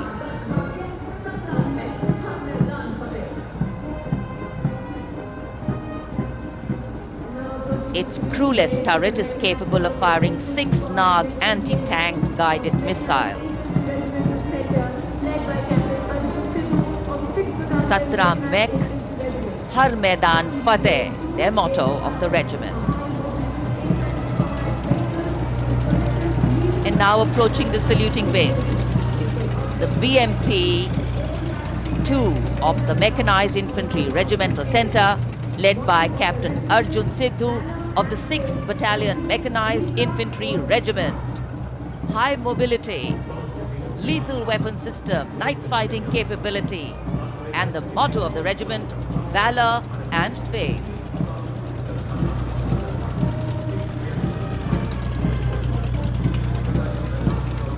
कर्तव्य पथ पर भारत की सामरिक शक्ति का प्रदर्शन, जिसमें make in India का तत्व हर जगह मौजूद। वैसे इस बार गणतंत्र दिवस समारोह में देश में निर्मित हथियारों का प्रदर्शन किया जा रहा है कर्तव्य पथ पर। अगला दस्ता सलामी मंच के सामने पहुंचता हुआ क्विक रिएक्शन लड़ाकू वाहन 3 लद्दाख स्काउट रेजिमेंट के कैप्टन नवीन धत्तरवाल के नेतृत्व में। ये वाहन आत्मनिर्भर भारत योजना के तहत भारतीय सेना के लिए खास तौर पर बनाया गया है। विशेष तौर पर लद्दाख, सिक्किम और अरुणाचल प्रदेश में तैनात सैनिकों के लिए इसे डिजाइन किया गया है।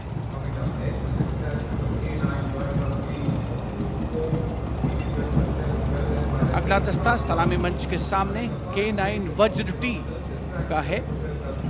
उपस्थित जनसमूह विस्मित आह्लादित होकर इस सामरिक शक्ति का अवलोकन करते हुए K9 वज्र टी के दस्ते का नेतृत्व कर रहे हैं 224 मीडियम रेजिमेंट के लेफ्टिनेंट प्रखर तिवारी। K9 वज्र टी गतिमान युद्ध के लिए उपयुक्त है। परमाणु जोखिम पहचान प्रणाली भी इसकी खासियत। रेजिमेंट का आदर्श वाक्य सर्वदा सर्वप्रथम अर्थात सदैव प्रथम। सलामी मंच के सामने K9 वज्र टी। विशिष्ट अतिथि दीर्घा भारत की सामरिक शक्ति का अवलोकन करते हुए सलामी मंच के सामने अगला दस्ता ब्रह्मोस का 861 मिसाइल रेजिमेंट के लेफ्टिनेंट प्रज्वल काला के नेतृत्व में। 861 मिसाइल रेजिमेंट ने 1971 के भारत पाकिस्तान युद्ध में ऑपरेशन कैक्टस लिली के दौरान असाधारण साहस का परिचय दिया।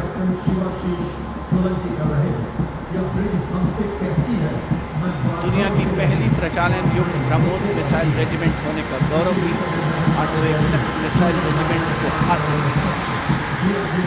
आदर्श वाक्य स्वामी शरणम Ayyappa.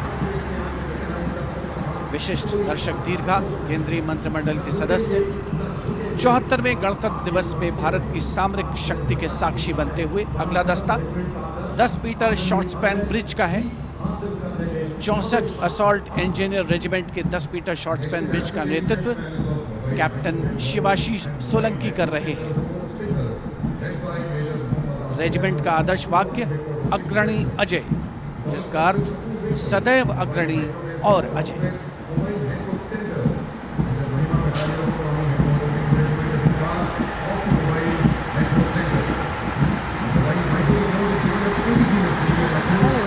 Short span bridge, we have the mobile microwave node and mobile network center of the Corps of Signals, led by Major Muhammad Asif Ahmed of 2 Army Headquarter Signal Regiment. The column consists of 2 vehicles, a mobile microwave node along with the mobile networking center. And this can operate on optical, microwave and satellite media to provide triple play services to include voice, data and video to field formations in active hostilities. Truly the next generation network vehicle, an enabler of network-centric operations.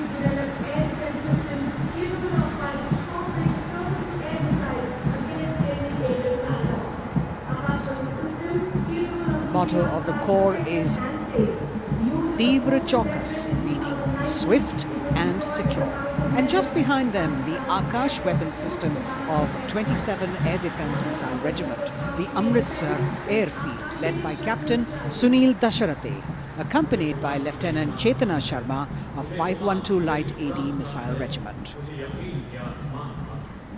This weapon system is capable of keeping our skies protected and safe. It was used as a potent deterrent in 2019 when it was employed as a countermeasure to Pakistan's Air Force post the Balakot airstrikes.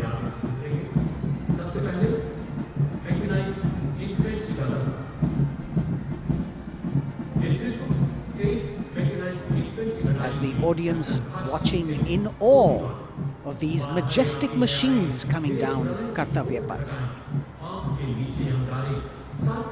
Technology which is aiding us in keeping our country safe and secure.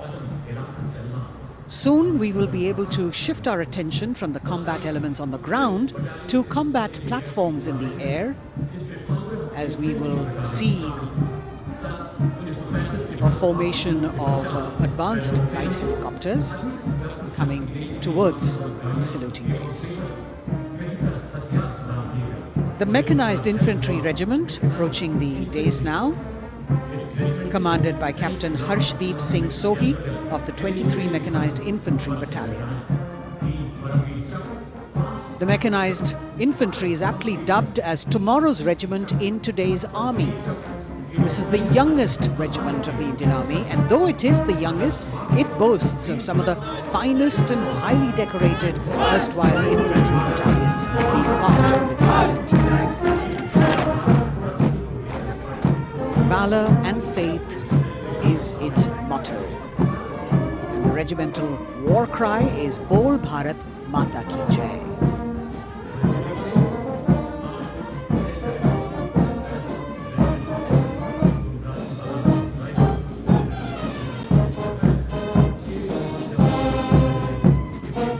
Visibility slightly improving, but maybe it's not enough for the helicopters to be able to be here in time, but we're moving on.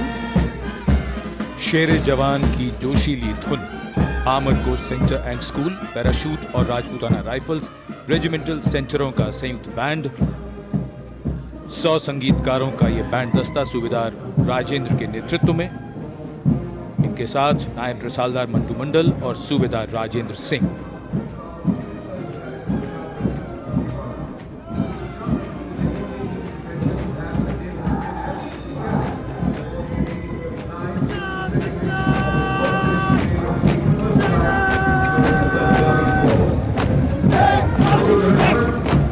Captain अमन जगताप की कमान में Punjab regiment की टुकड़ी चुस्त कदमों से सलामी मंच के सामने से गुजरती हुई। भारतीय सेना की सर्वोच्च अलंकृत रेजिमेंटों में से एक युद्ध घोष है जो बोले सो निहाल, सत श्री अकाल।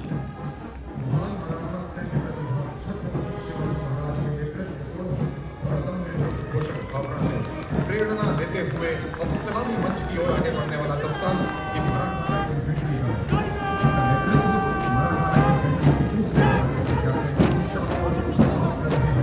ये दस्ता मराठा लाइट इन्फेंट्री का नेतृत्व संभाला है कैप्टन शाश्वत दबास ने।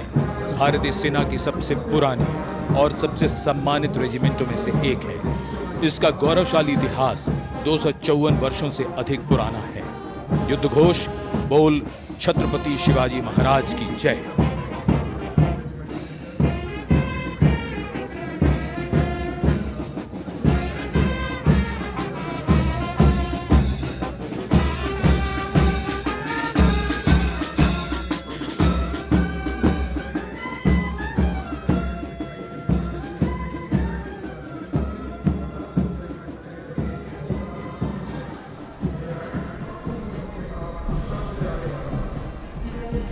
कदमों से कदम, कंधों से कंधे मिलते हुए शानदार parade.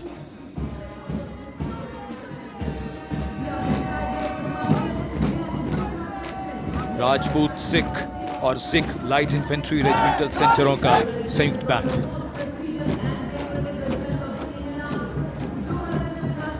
Going past the saluting base now, the Dogra Regiment, led by Captain Varun Singh of 21 Battalion of the Dogra Regiment. The motto of the regiment is Kartavyam Anvatma, which means duty before death. And their war cry, Jwala Mata Ki Jai.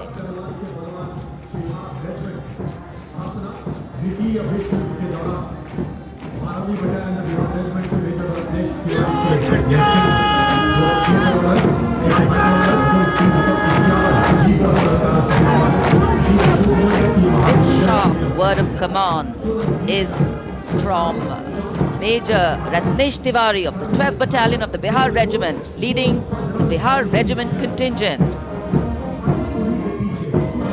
In fact, the Republic Day Parade contingent of the Bihar Regiment has been selected from all the battalions. Karm hi dharm. And their war cry, Bol Bajrang Bali ki Jai.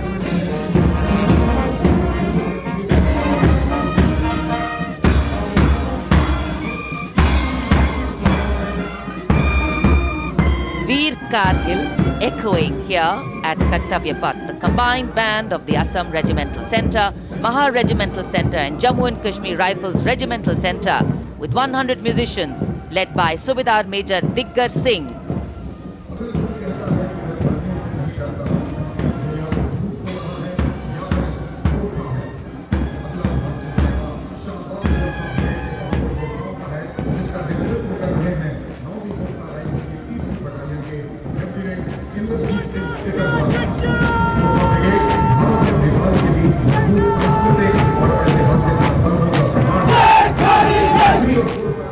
Lieutenant Indrajit Singh Sikarwar of 3rd Battalion of the 9 Gurkha Rifles, Chindits, giving the command for the unmistakable Gurkha Brigade. This is a testimony of the strong cultural and historical relations between India and Nepal, which transcend international boundaries.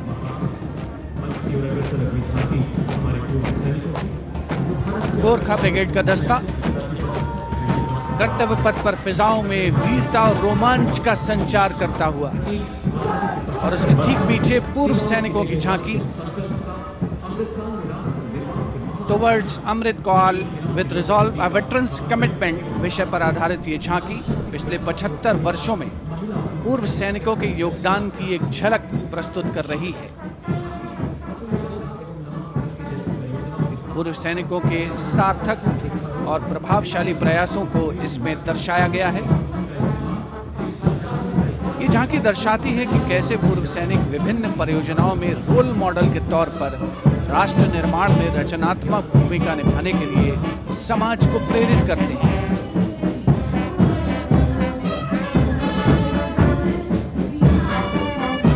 और पूर्व सैनिकों की झांकी के ठीक पीछे नौसेना का brass band master chief petty officer 2nd class M Anthony Raj के नेतृत्व में भारतीय नौसेना के गीत जय भारती की जोशीली धुन बजाता हुआ। इसमें 80 बैंड वादक शामिल, सलामी मंच के ठीक सामने से गुजरता हुआ नौसेना का brass band.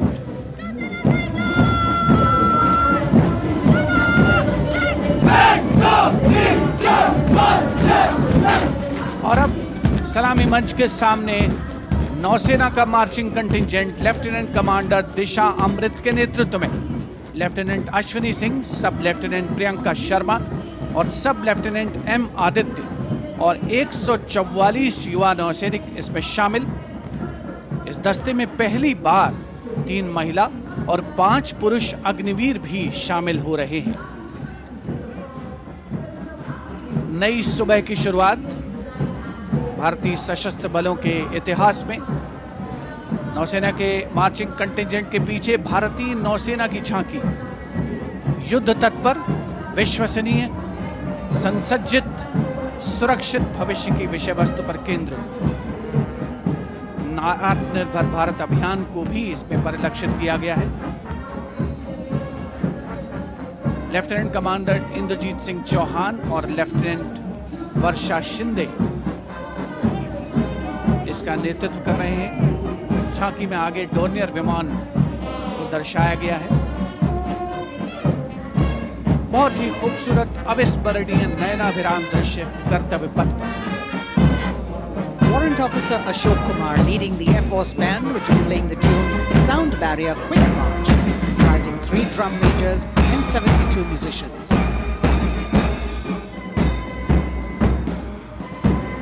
As I mentioned earlier, the visibility here clearing up, and there you had the bars, which has gone past 3 MiG-29 aircraft in Vic Echelon, led by Group Captain Chitwan Arora, flying at 8,000 feet at a speed of 780 kilometers per hour.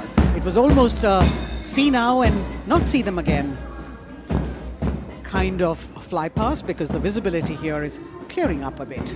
The marching contingent of the Indian Air Force, just behind the Air Force Band, comprising 144 air warriors and 4 officers, led by squadron leader Sindhu Reddy.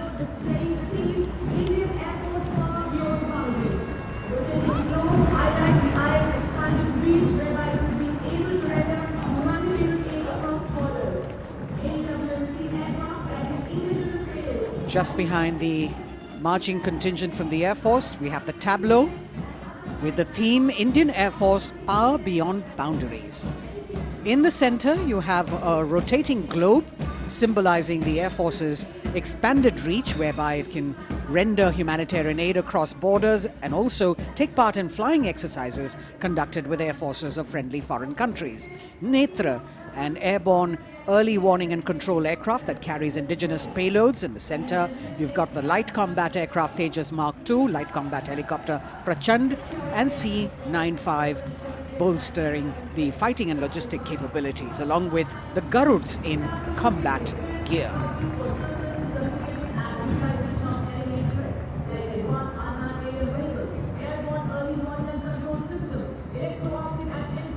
Securing the nation with effective surveillance, communication, and neutralizing threats is what the DRDO, or the Defense Research and Development Organization, the premier R&D organization, equipping our armed forces with state-of-the-art defense systems, working towards Atmanirbharta in defense.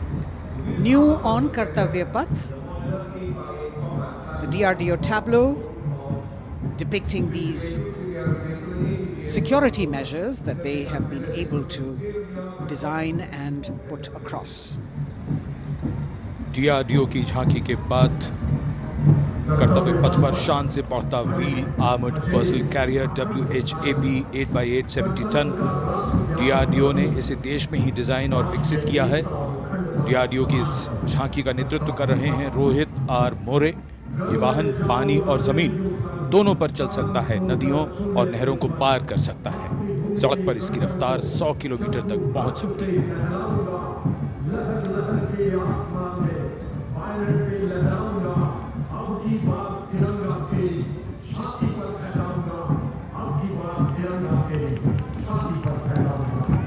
उत्साह और रोमांच के क्षण, कर्तव्य पथ पर भव्य और शानदार गणतंत्र दिवस परेड और कर्तव्य पथ पर सलामी मंच की ओर बढ़ता हुआ कैप्टन अक्षय की अगुवाई में असम राइफल्स के वीर सैनिकों का दस्ता।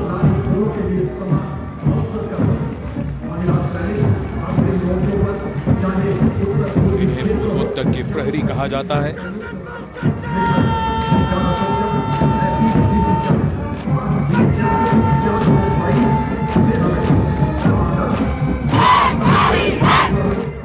नारी शक्ति को दर्शाता ये दस्ता सबसे पुराना और सम्मानित पैरामिलिट्री फोर्स असम राइफल्स। युद्ध घोष दुर्गा माता की जय।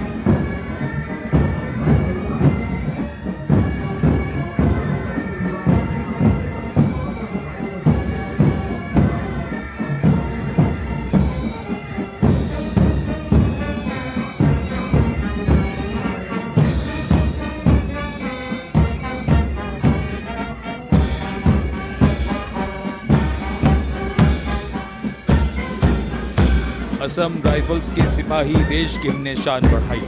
मधुर धुन बजाता असम राइफल्स का बैंड, 35 संगीतकार। कमान संभाली है वारंट ऑफिसर राजेश कुमार ने। बाई बैंड की कमान हवलदार पूर्ण बहादुर राय के हाथों में।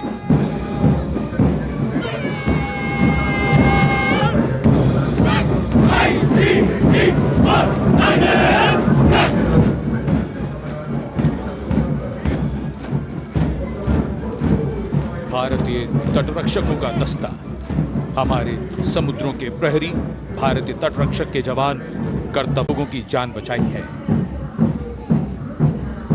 आदर्श वाक्य वयम रक्षामः। महिला सशक्तिकरण के क्षेत्र में सर्वप्रथम ये बल। Going past the saluting pace, a flash of red, the Central Reserve Police Force Band. Inspector Shamsher Lal leading this band. Desh ke hum hai rakshak. That's the tune.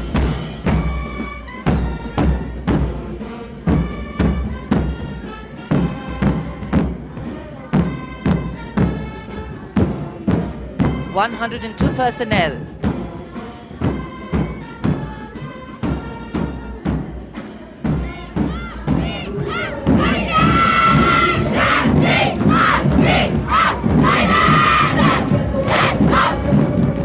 And now the Central Reserve Police Force marching contingent, an all-woman contingent of the CRPF, Peacekeepers of the Nation, led by Assistant Commandant Poonam Gupta.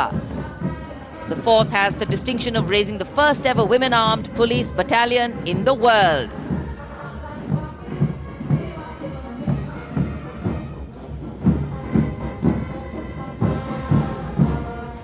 Service and loyalty, the motto of the CRPF.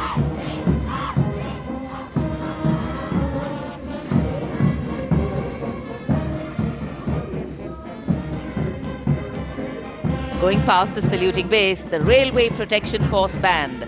Constable Suresh Chandseni leading the band, the tune Gangotri.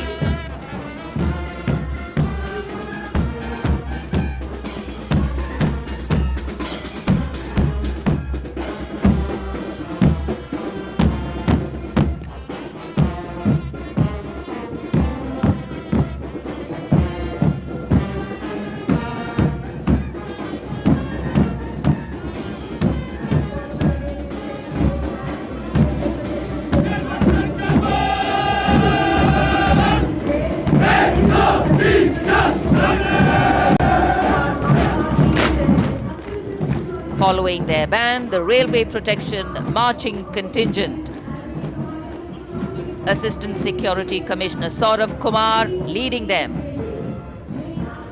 providing security to around 23 million passengers every day over the Indian Railways, including more than 4.6 million women passengers. And it prides itself on being the central force with the maximum representation of women in its ranks.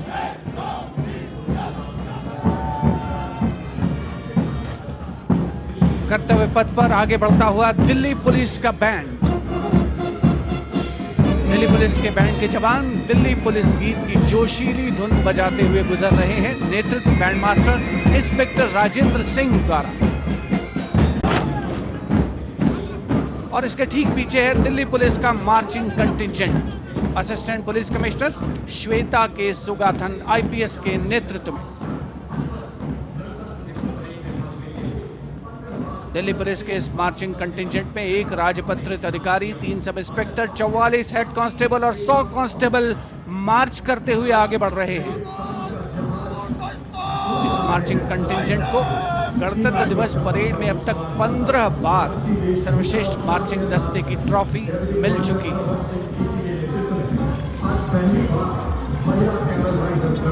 और अब सलामी मंच के सामने राजसी वेशभूषा और शाही अंदाज का अनोखा संगम, सीमा सुरक्षा बल का ऊंट सवार दस्ता डिप्टी कमांडेंट मनोहर सिंह खींची के नेतृत्व में इंस्पेक्टर अचल सिंह 2IC और 2 सब इंस्पेक्टर भी 35 अन्य सवारों के साथ दस्ते में शामिल।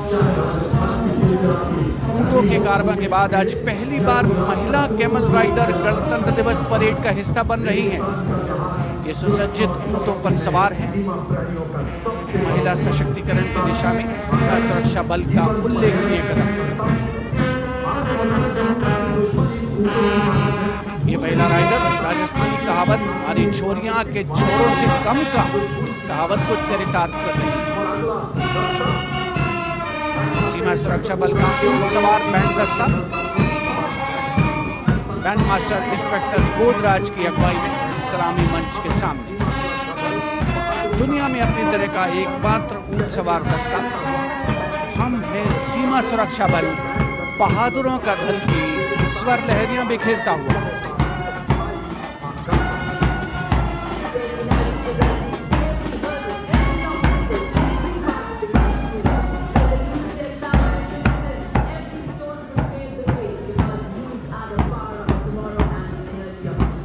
BSF Camel Band gathering applause as it moves forward.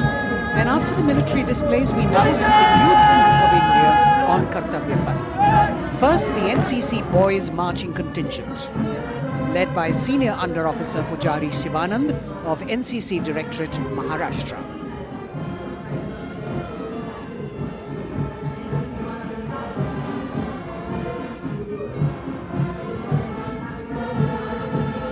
The cadets have been drawn from all the 17 directorates of the NCC, And the NCC is the largest youth uniformed organization in the world with nearly 14 lakh cadets on its rolls.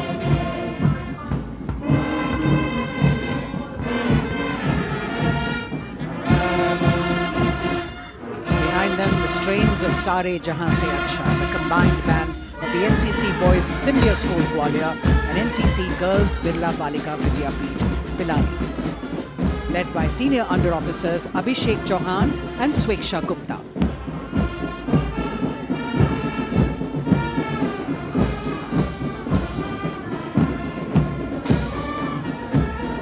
Getting a standing ovation as the band moves forward with the most popular tune of Sare Jahan Se Acha.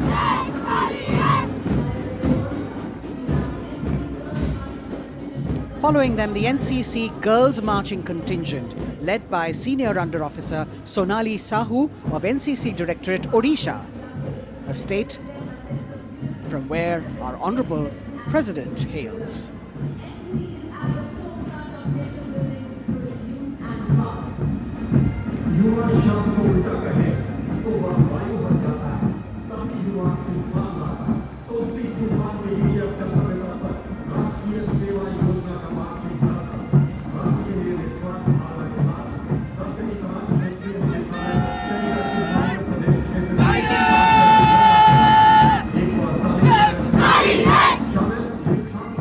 A contingent of the National Service Scheme known as NSS, comprising 148 volunteers. The National Service Scheme has 3.91 million volunteers in its fold, drawn from 657 universities, 51 directorates and 2 councils, 20,669 colleges and institutions of higher learning, and over 11,000 senior secondary schools.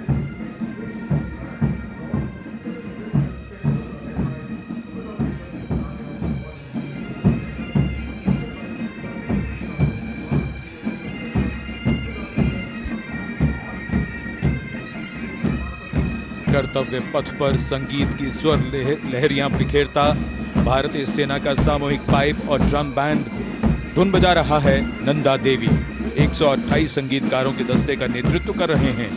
Subedar major भवन आर्य।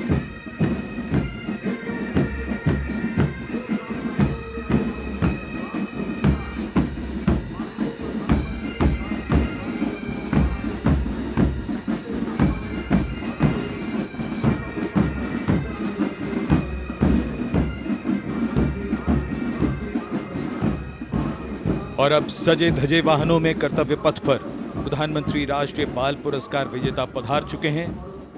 ये पुरस्कार 2 श्रेणियों में दिए जाते हैं, बाल शक्ति पुरस्कार और बाल कल्याण पुरस्कार। बहादुरी के लिए मास्टर रोहन रामचंद्र बहिर, कला और संस्कृति के लिए मास्टर आदित्य सुरेश, कुमारी एम गौरवी रेड्डी, मास्टर संभव मिश्रा, कुमारी श्रेया भट्टाचार्य जी, खेलकूद के लिए कुमारी अलाना मीनाक्षी कोला गोतला, कुमारी हनाया निसार, मास्टर शौर्यजीत रंजीत कुमार खैरे, नवाचार के लिए मास्टर आदित्य प्रताप सिंह चौहान, मास्टर ऋषि शिव प्रसन्ना और समाज सेवा के लिए कुमारी अनुष्का जौली।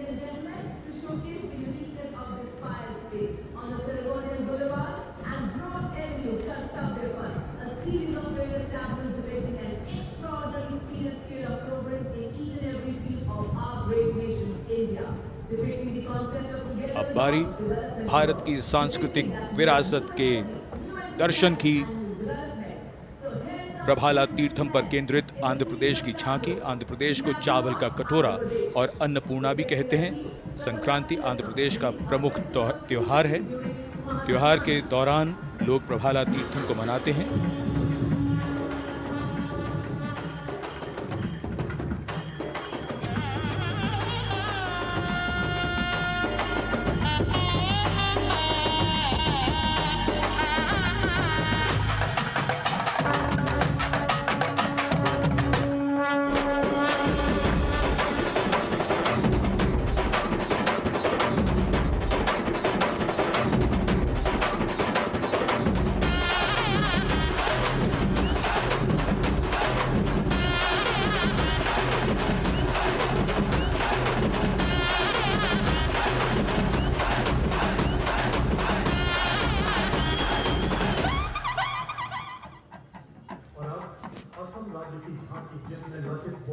आंध्र प्रदेश की झांकी के बाद सलामी मंच की ओर बढ़ती हुई असम की झांकी।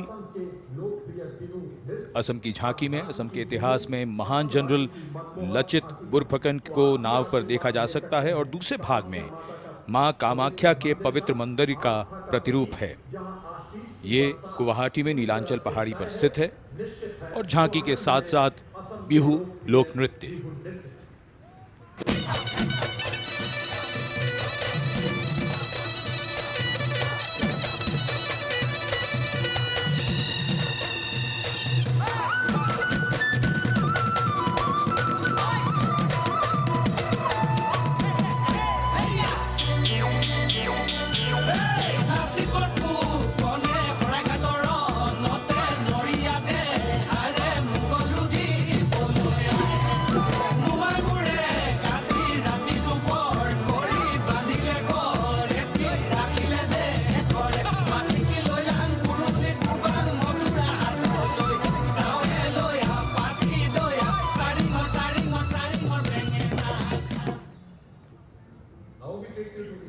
The visual treat has just started, and now we await the tableau from the Union Territory of Ladakh.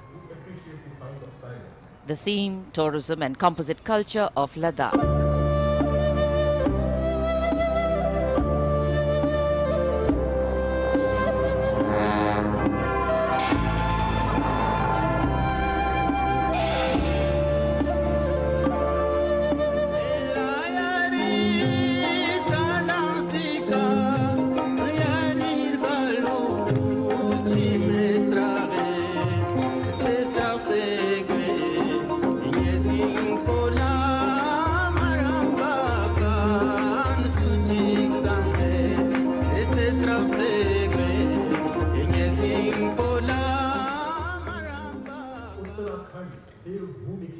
Depicting the harmonious nature of the people with the nature around. And now the tableau from Uttarakhand, Devbhoomi Uttarakhand, the land where divinity resides.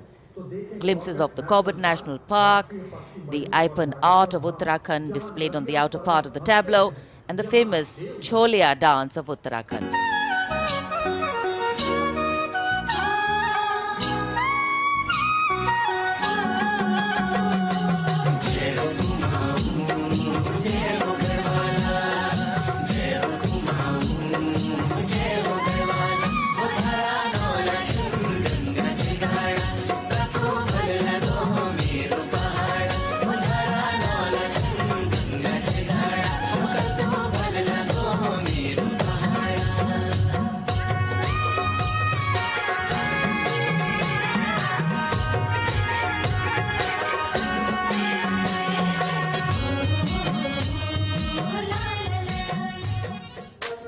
देवभूमि उत्तराखंड की झांकी सलामी मंच के सामने से गुजरते हुए समाज के हर वर्ग का शख्स आज कर्तव्य पथ पर भारत की समृद्ध सांस्कृतिक विरासत का साक्षी बनता हुआ।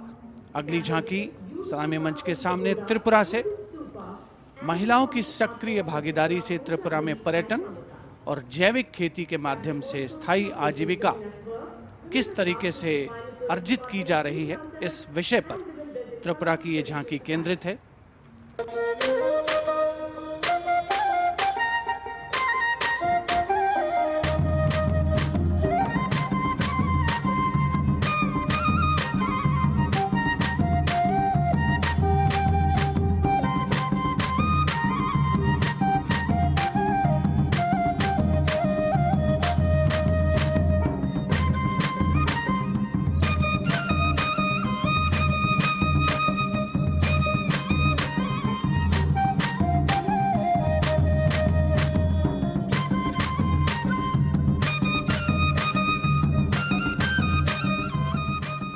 त्रिपुरा की झांकी में पैगोडा यानी बौद्ध स्तूप का भी नक्काशी के साथ प्रदर्शन हुआ।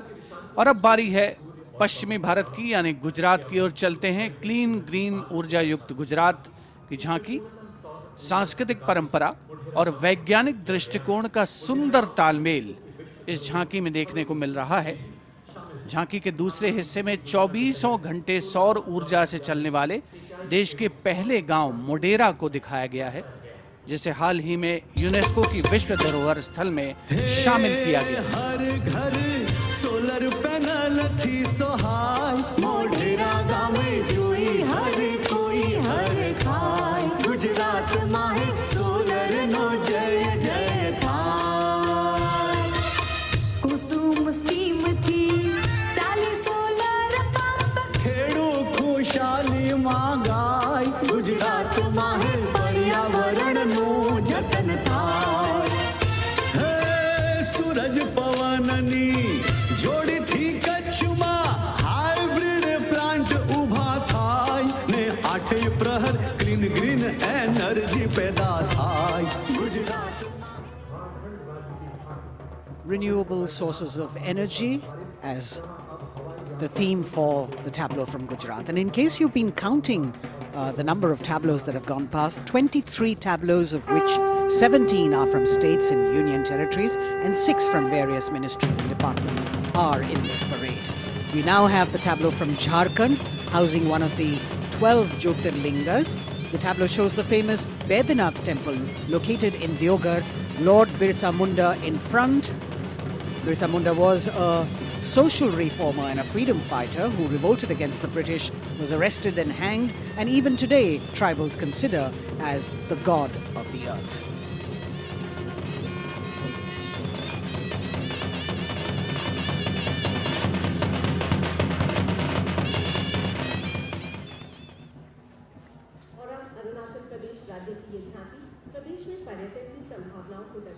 The children here looking eagerly to see maybe just their state coming down the Kartavya Path.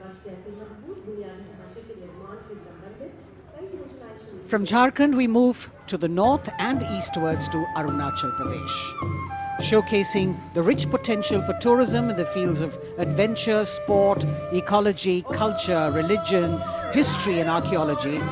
Arunachal is known as the land of the rising sun and shares boundaries with Bhutan, China and Myanmar.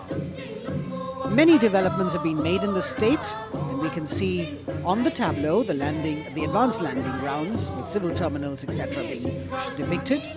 You've also got the state bird, the hornbill, on it, and major tribes of the state attired in traditional dresses accompanying the tableau.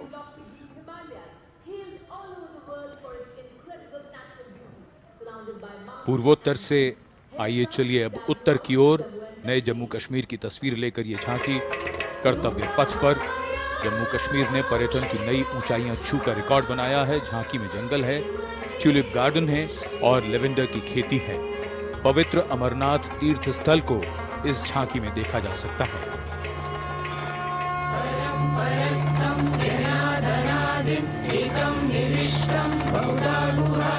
सर्वलयं सर्वचराचरस्थं त्वमेव शम्भुं शरणं प्रपद्ये। बम बम बोले बम बम बोले बम बम बोले।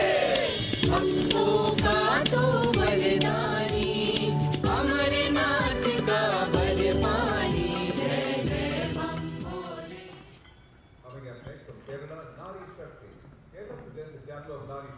भारत की संस्कृति की तस्वीर कर्तव्य पथ पर और अब नारी शक्ति का संदेश लेकर केरल राज्य की ये झांकी। नारी शक्ति पुरस्कार की विजेता 96 वर्ष की कार्त्यानी अम्मा को सम्मानित किया गया है। पार्श्व गायिका का राष्ट्रीय पुरस्कार हासिल करने वाली नंचम्बा यहां पर मौजूद।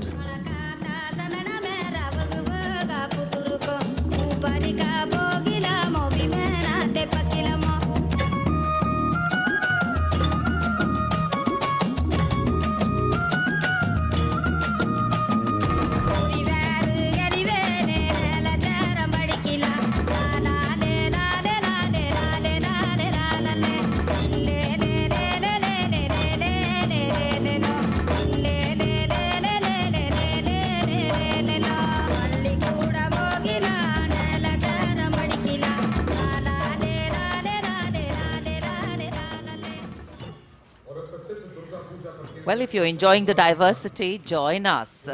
We move from the Arabian Sea towards the Bay of Bengal, the tableau, which will now come on next.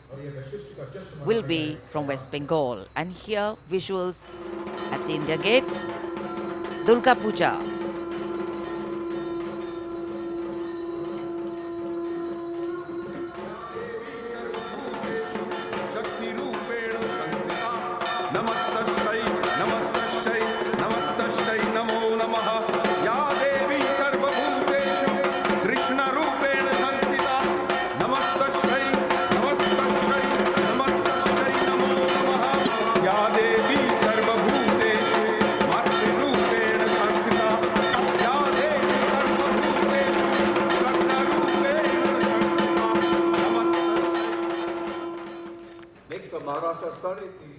Following the tableau from West Bengal, we have the next state of Maharashtra, which will now shortly go past the saluting base. And there we are. Sade Teen Shakti Pithe and Nari Shakti, showcasing the feminine power as well as the intangible heritage of temple style and folk art of Maharashtra.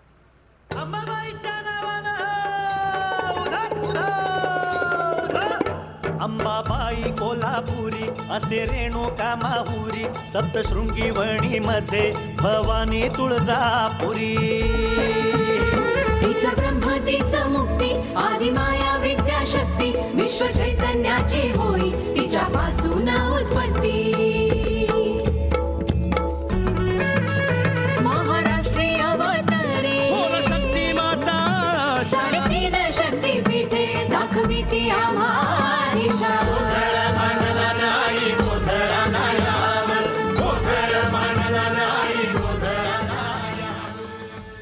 देश का समृद्ध सांस्कृतिक वैभव 74वें गणतंत्र दिवस समारोह के तहत कर्तव्य पथ पर परिलक्षित हो रहा है। महाराष्ट्र के बाद चलते हैं तमिलनाडु। महिला सशक्तिकरण और संस्कृति पर आधारित ये झांकी, जिसमें प्राचीन कवयित्री अव्वैयार की प्रतिमा दिखाई गई है और झांकी के पिछले हिस्से में तंजावुर बृहदेश्वर मंदिर।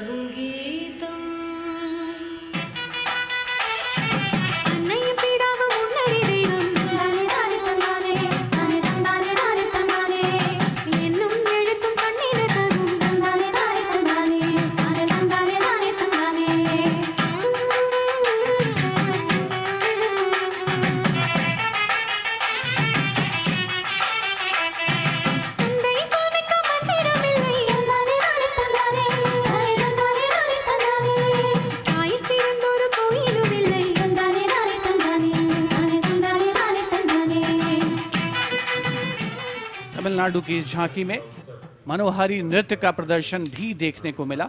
उपस्थित जनसमूह बड़ी संख्या में, जिसमें छात्र छात्राएं शामिल, राष्ट्रीय पर्व का हिस्सा बनते हुए।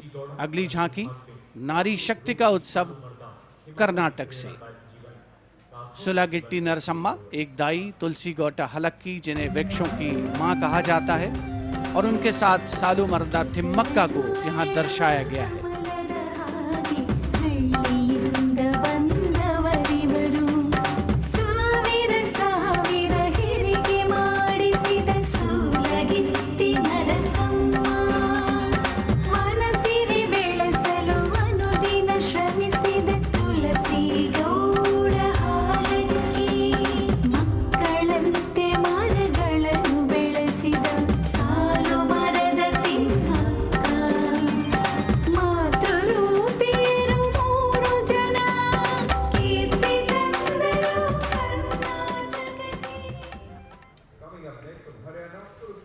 From Karnataka, we move to the state of Haryana, and Kurukshetra specifically, best known as the land where the great battle of Mahabharata was fought 5,000 years ago and where Lord Krishna spoke the Bhagavad Gita.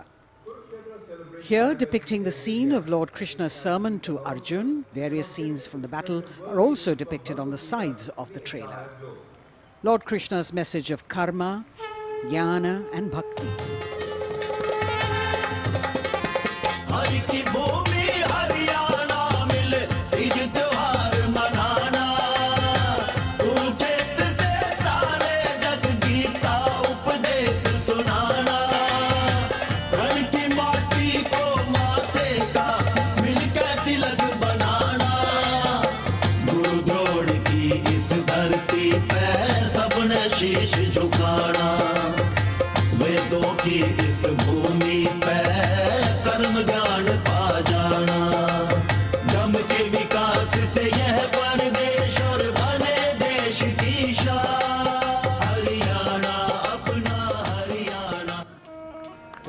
chariot and galloping horses, signifying the journey from darkness of ignorance to the eternal light of enlightenment.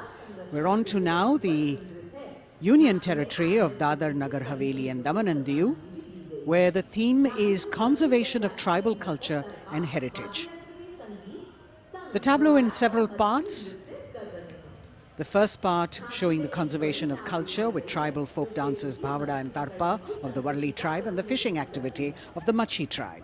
The anchor from INS Kukri ship in front. The large boat which represents the fishing culture of the territory, and the rear part of the ship showcasing the Diu fortress.